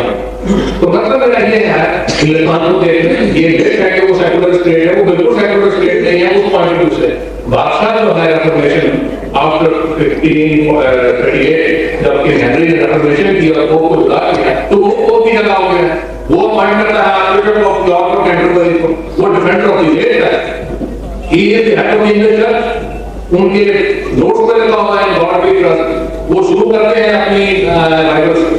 تو جس طرح سے ہم اپنے آپ کو نان سیکولر کہنے کی کوشش کرتے ہیں اور ان کو سیکولر کہتے ہیں وہ ابھی بھی نہیں سیکولر ہے نان سیکولر ہے. یہ انہوں نے کیونکہ فلسفہ ہوتا ہے زبان ان کی ہے انہوں نے ایک مت کریٹ کر دیا کہ ہمارا سیکولر لا ہے. ان پوائنٹس پہ ان کا لا ایسا ہی ہے جیسا ہمارا ہے. ہمارے اسلامی جو ہے وہ جتنے اسلامی ہیں یا نہیں ہیں صرف ان کے لیے. تو سوال یہاں جو بیسک ہے اسلامک لا کی ایگزسٹنس کا ویزا وی سیکولر اسٹیٹ وہ میرا خیال اس سے بہت وسیع ہے. اور وہ میرا آخری نقطہ اس کی طرف میں آ رہا ہوں وہ یہ ہے کہ جس کا تصور اسلامک ریپبلک ہے اور آپ کی میں بالکل آفیسر تعین کرتا ہوں, میں نے بھی تنقید ہے, میں نے اس کو دیکھا ہے, اور وہ یہ ہے کہ اسلامک ریپبلک کا جو ڈاکٹرائنل ایسپیکٹ ہے جو قرآن شریف میں لکھا ہوا ہے اور جو پیغمبر اسلام نے جس کا اس کو ورک آؤٹ کیا اس کی جو ایویڈنس ہے کسی تھیوری کی جو ایویڈنس ہوتی ہے وہ کسی لیبارٹری میں نظر آتی ہے نا. تو جو لیبارٹری ہے ہماری اسلامک اسٹیٹ کی وہ وہی ہے جس کی آپ نے جب آپ نے فرمایا ہے وہ ہے راشدین کا زمانہ. وہ ختم ہو گیا تھا 6th 1660 में, आज से तकरीबन 1400 साल पहले। उसके बाद उन ममालिक में जिन्होंने वो पैगाम रिसीव किया उन्होंने उसकी पैरवी नहीं की। उसके बाद कुछ 200 साल अरबों की हुकूमत रही, फिर उसके बाद 500 साल तक की हुकूमत रही, वेस्टर्न अफ्रीका में रही, हिंदुस्तान में मुगल बादशाह रहे। तो इस सदी तक जो सॉलिडरिटी है जिसको हम इस्लामिक रिपब्लिक का हिस्सा हम हासिल करना चाहते हैं वो तो कहीं नजर ही नहीं आई। 660 के बाद हजरत अली की वफात के बाद वो कहीं नजर नहीं है। लिहाजा सवाल ये है कि हम या तो अब नॉस्टैल्जिया सारी जिंदगी भटक रहे हैं 260 में भी वो किसी तरह वापस करें, लेकिन आपने बिल्कुल सही कहा है वो वापस नहीं आ सकती। उनका फंडामेंटल जो उसके एट्रीब्यूट है वो अब ना वो नॉन लिहाजा वो इतिहास का जो तस्वर है जिसको अल्लाह इकबाल कहते हैं उसको हमने यूज करके अब इस तरफ मूव करना है कि we have to accommodate the changes that have occurred in 1400 years। जो ऑर्डिनरी मुल्ला है वो उसको नहीं मानता, वो कहता है कि हम किसी तरह 660 में वापस जाएं। अगर मुमकिन होता तो हम जरूर चले जाए, लेकिन जितना आपने फरमाया है कि हम हिस्टोरिकली एक्चुअली नहीं वापस जा सकते। तो मेरे ख्याल में आप जैसे आलिम जो हैं जिनकी फील्ड में ढेर बड़ा रिसर्च, हमें अब जो प्रैक्टिकल गुफ्तगू करनी चाहिए वो इस हिम्मत में है कि हम किस तरह से अगर उसको नहीं पहुंच सकते तो अप्रोक्सीमेटली करें। बहुत शुक्रिया, आपने बहुत ही अहम निकात उठाए हैं। क्योंकि वक्त ज़्यादा हो रहा है, मैं बस सिर्फ मुख्तसर अर्ज़ करूँगा। पहली बात जो है थियो डेमोक्रेसी की, मैं सिर्फ हवाला दूंगा कि ये दुनिया में उसूल तस्लीम किया गया है कि हर मुफक्किर को नई इस्तिलाहात वज़ा करने का हक़ हासिल है, और जब वो कोई इस्तिलाह वज़ा करता है तो जाहिर बात है वो नई होती है, लेकिन फिर उसी की इस्तिलाह के हवाले से उसका फ़िक्र आगे फैलता है। इस एतबार से मैं अब भी मौलाना मौदूदी की, और ये चूँकि आज से 50 साल पहले की बात है, तो उस वक्त उनकी एक अटेम्प्ट कि जो मारूफ है निज़ाम, थियोक्रेसी है, डेमोक्रेसी है, मोनार्की है, वगैरह वगैरह, अब उसके हवाले से बात समझाने के लिए इफ़हाम व तफ़हीम का वही जो कम्युनिकेशन का मसला है, तो वो उस इस्तिलाह को उन्होंने सहारा बनाया। तो मैं उसे अब भी समझता हूँ कि वो कीमती है और सही है। दूसरी बात यह कि ये बहुत ही बुनियादी फ़लसफियाना बात है कि ये जो कॉन्स्टिट्यूशन है अब वो अवाम का बना हुआ है, तो गोया कि इस्लाम को सेंटिटी लोग दे रहे हैं, न ये कि इस्लाम जो है वो अपनी इन इट्स ओन राइट वो आ रहा हो। ये मैं समझता हूँ बिल्कुल सही है, इसलिए कि अल्लाह ताला ने इस कायनात को जो तख्लीक किया और इंसान को जो हैसियत दी है उसमें एक इख्तियार उसे दिया है, इम्मा शाकिरम व इम्मा कफूरा। किसी इंसान को ज़बरदस्ती मुसलमान बनने पर मजबूर नहीं किया जाएगा। मुसलमान का काफिर होना एक अलग मसला इस्लामी रियासत में, वो जो मुर्तद वाली बात है उसको इस वज़न से निकाल दीजिए, लेकिन किसी इंसान को मुसलमान होने पर मजबूर नहीं किया जाएगा। लिहाजा गोया कि मुसलमान होना या ना होना इसका इख्तियार उसके हाथ में है। अगर वो होता है तो अल्लाह के अजर सवाब पाएगा, दुनिया में उसे मुसलमान रियासत जो है वो अपना एक शहरी मानेगी। नहीं होता है तो ठीक है, यहाँ वो इस्लामी रियासत में एक प्रोटेक्टेड माइनॉरिटी का फ़र्द होगा, अल्लाह के यहाँ जो सदा भुगतेगा भुगतेगा। तो ये तो अथॉरिटी दी है अल्लाह ने, इम्मा शाकिरम व इम्मा कफूरा। अगर जबर होता तो फिर तो इंसान के पास कोई इख्तियार ही नहीं था, जब इख्तियार ना होता तो फिर ना कोई नेकी का कोई अजर और ना कोई बदी का कोई सवाब। इसी एतबार से कलेक्टिव लेवल पर कोई कम्युनिटी वो भी ये इख्तियार रखती है। इस्लाम ये चाहता है कि वो अपने इख्तियार से अल्लाह के कदमों में अपने इख्तियार को डाल दे। इस्लाम के मानी ये टू सरेंडर। मुझे अल्लाह ने एक इख्तियार दिया था, मैं चाहूँ तो इधर जाऊँ चाहूँ उधर जाऊँ। मैंने एक्सरसाइज किया है अपने उस ऑप्शन को और उस चॉइस को, और मैंने अपनी आज़ाद मर्जी से अपनी उस आज़ादी को अल्लाह के कदमों में डाल दिया। टू सरेंडर इट इज़ इस्लाम। तो जिस तरह एक फर्द अपनी आज़ाद मर्जी के तहत अपनी उस आज़ादी को अल्लाह के कदमों में डाल देता है, ऐसे ही एक कम्युनिटी तय करती है, वो कलेक्टिव विल जिसको मैं कह रहा था कि वो असर्ट करे जब भी करे कि हमें तो अपनी आज़ादी अल्लाह के कदमों में डाल देनी है। हाँ, अल्लाह ने जितनी आज़ादी दे दी ये उसकी अता है, उसमें हम बाहमी मशवरे से चलेंगे। तो मेरे नज़दीक वो बात सही है, गलत नहीं है, और वो कोई ख़तरनाक बात नहीं है ऐसी बल्कि ये कि उसको सिर्फ ज़रा गहराई में समझ लिया जाए तो वो इस्लाम की बुनियादी तालीम के मुताबिक है। जहाँ तक सेकुलर मिथ का ताल्लुक़ है, मुझे थोड़ा सा इख्तिलाफ है आपसे। असल में इसी के हवाले से कायदे आज़म का वो जुमला समझ में आएगा कि जो बहुत कंट्रोवर्शियल है, और ये कहा जाता है कि ये तो एक इंतहाई राय तो ये कि गोया कि उन्होंने धोखा किया کہ پاکستان کی تحریک چلائی ہے اسلام کے نام پر، اور بناتے ہی ملک پہلا پالیسی سٹیٹمنٹ دیا، Hindus will cease to be Hindus and Muslims will cease to be Muslims, not in the religious sense because religion is the private affair of the individual but in the political sense. اس کا مطلب یہ کہ secularism کا نظریہ لے آئے۔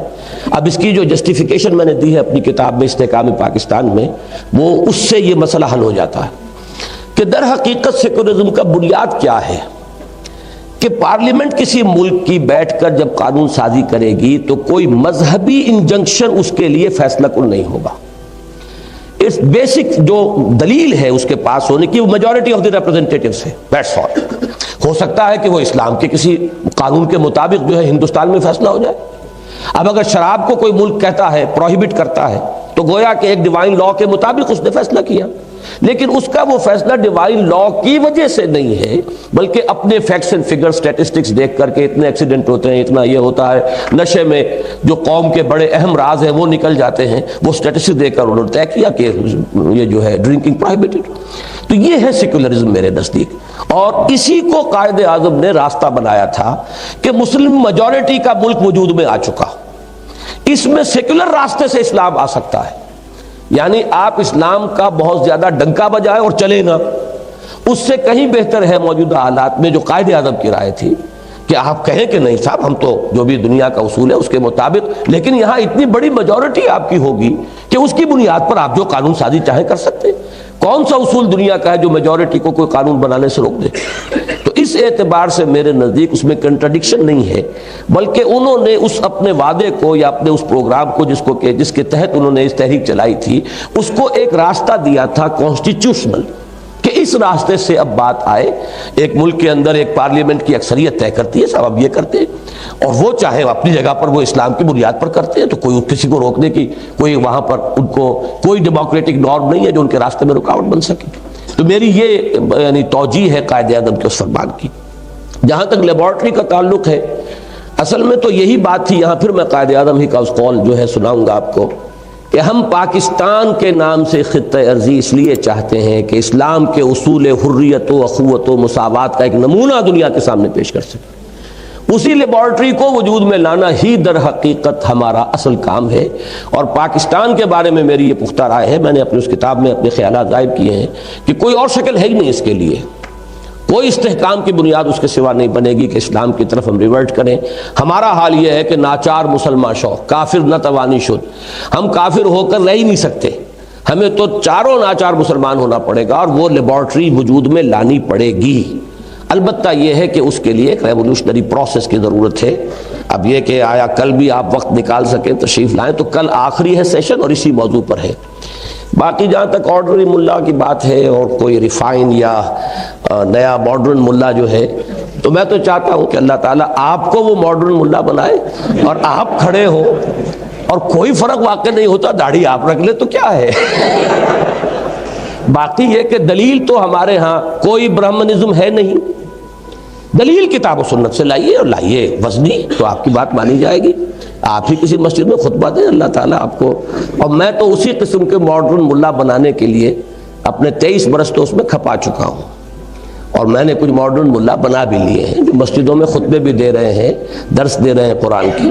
تو یہ تو واقعتاً یہ ہے کہ ورتھ ڈوئنگ، یہی تو کرنے کا کام ہے۔ جی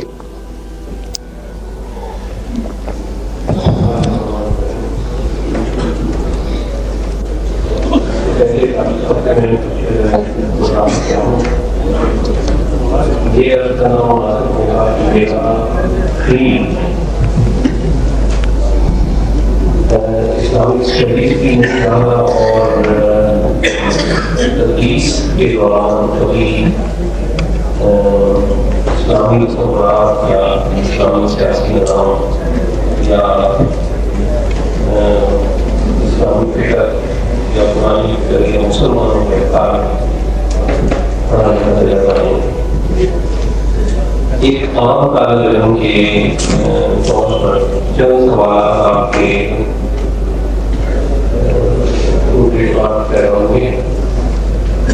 پہلا موضوع یہ ہے کہ آپ نے اقتدار فرمایا کہ یہ اسلامی نظام کے متعلق شبہ و شبہات اس صحیح میں پیدا ہوں گے۔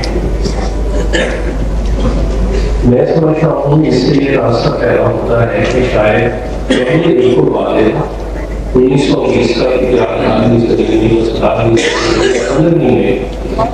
یہ نظام کے خطوط اور اس کے خطوط اور اس کی نظریات اور اس کے اصول بالکل واضح تھے.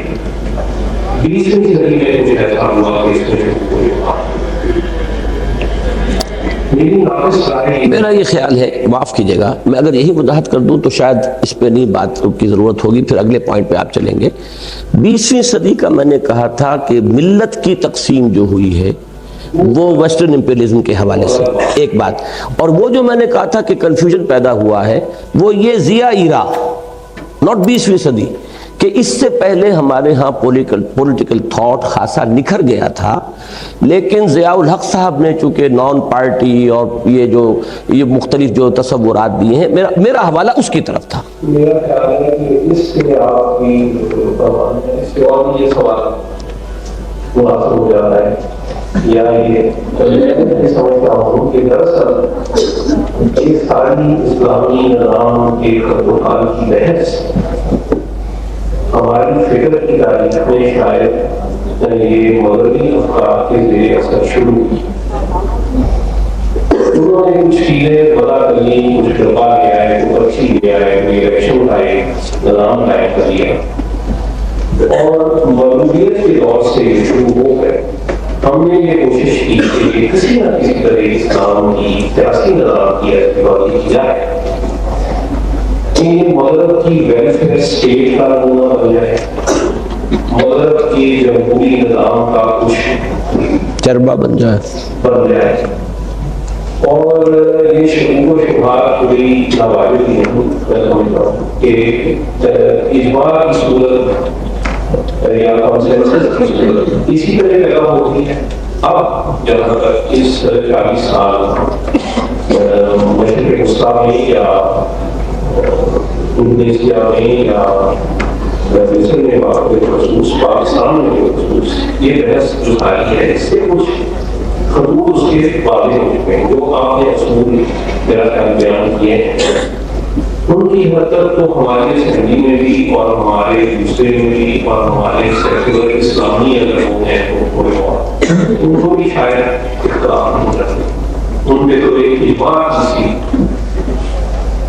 تقریبا نہیں اجماع کی ایک صورت پیدا ہو چکی ہے اور وہ نشانی ہے ہماری کانسٹیٹیوشن. مگر بعض اس کے باوجود اس اجماع کے باوجود جو بحث کا جو تنازع جاری رکھتا ہے بعض مثلاً ایک بات جو مجھے سمجھ نہیں آئی اور میں اثر کی طرف اور امید ہے کہ آپ نے دو الفاظ کا استعمال اصول اور احکامات کے لیے ان میں فرق ہے. کس میں؟ اصول اور احکامات. اگر احکامات کی عدم موجودگی میں اصول موجود ہے تو کیا وہ احکامات کا درجہ نہیں رکھتے؟ اگر نہیں رکھتے تو پھر ان کی جگہ احکامات کہاں سے آئیں گے؟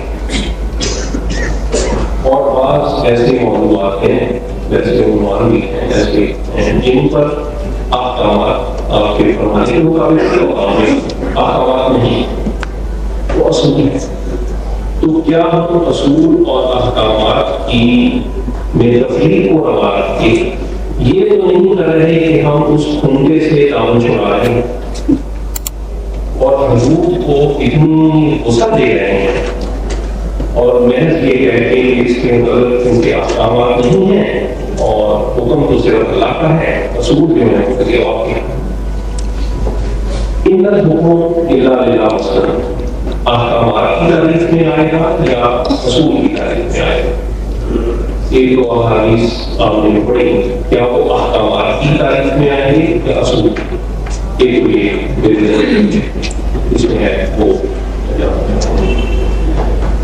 دوسری ہے اس کے علاوہ بات جو میری سمجھ میں آتی ہے کہ حاکم حضرات یا حکومت اس کی ایک اپنی ڈائنمکس ہوتی ہے. اکبر کی ایک مسئلے ہیں اور ڈائنمکس بھی کیا مسئلے ہیں, حکومت کو قائم رکھنے کی 50 سال ہندوستان کے ایک اقلیت ہوتے ہوئے, ایک اقلیت کا دین ہوتے ہوئے, ایک اقلیت نسلی ہوتے ہوئے حکومت کو برقرار رکھا. اس مسئلے کے تابع اس نے بہت سی کارروائیاں کہ سور کو سلام کرتا ہوا دیکھا گیا, ان ہاتھ مارتا ہوا دیکھا گیا, ان تلک لگاتا ہوا دیکھا گیا. یہ ساری حکومت کی مصلحتیں ختم نہیں ہو گئی اور نہ پولیٹیکل ڈائنامکس کسی ایک مرحلے پہ آ کے ساتھ ہو جائیں گے.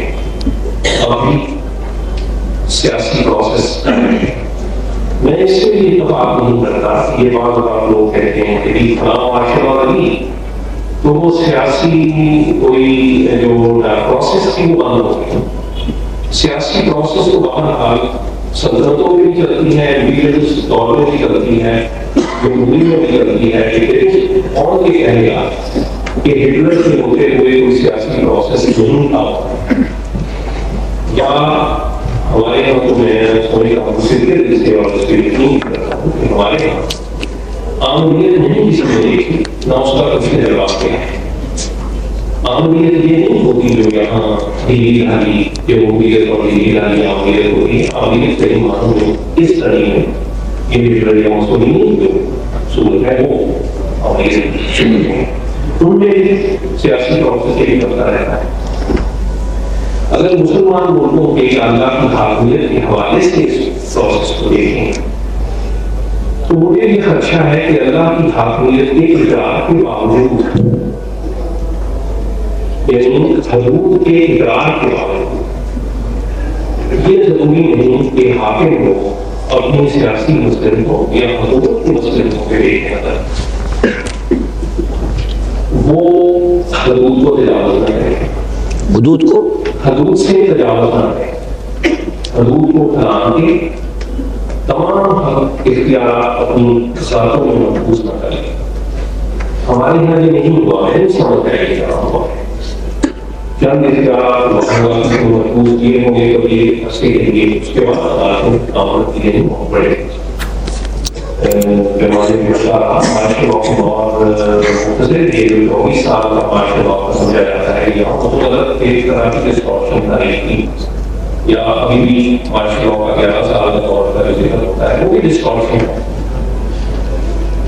تو یہ کیا ضروری ہے کہ محض نظریاتی اقرار کے باوجود یا اقرار باللسان کے باوجود حاکم وہ طرز عمل اختیار نہ کریں گے جو یورپ میں جمہوریت کے اقرار کے باوجود.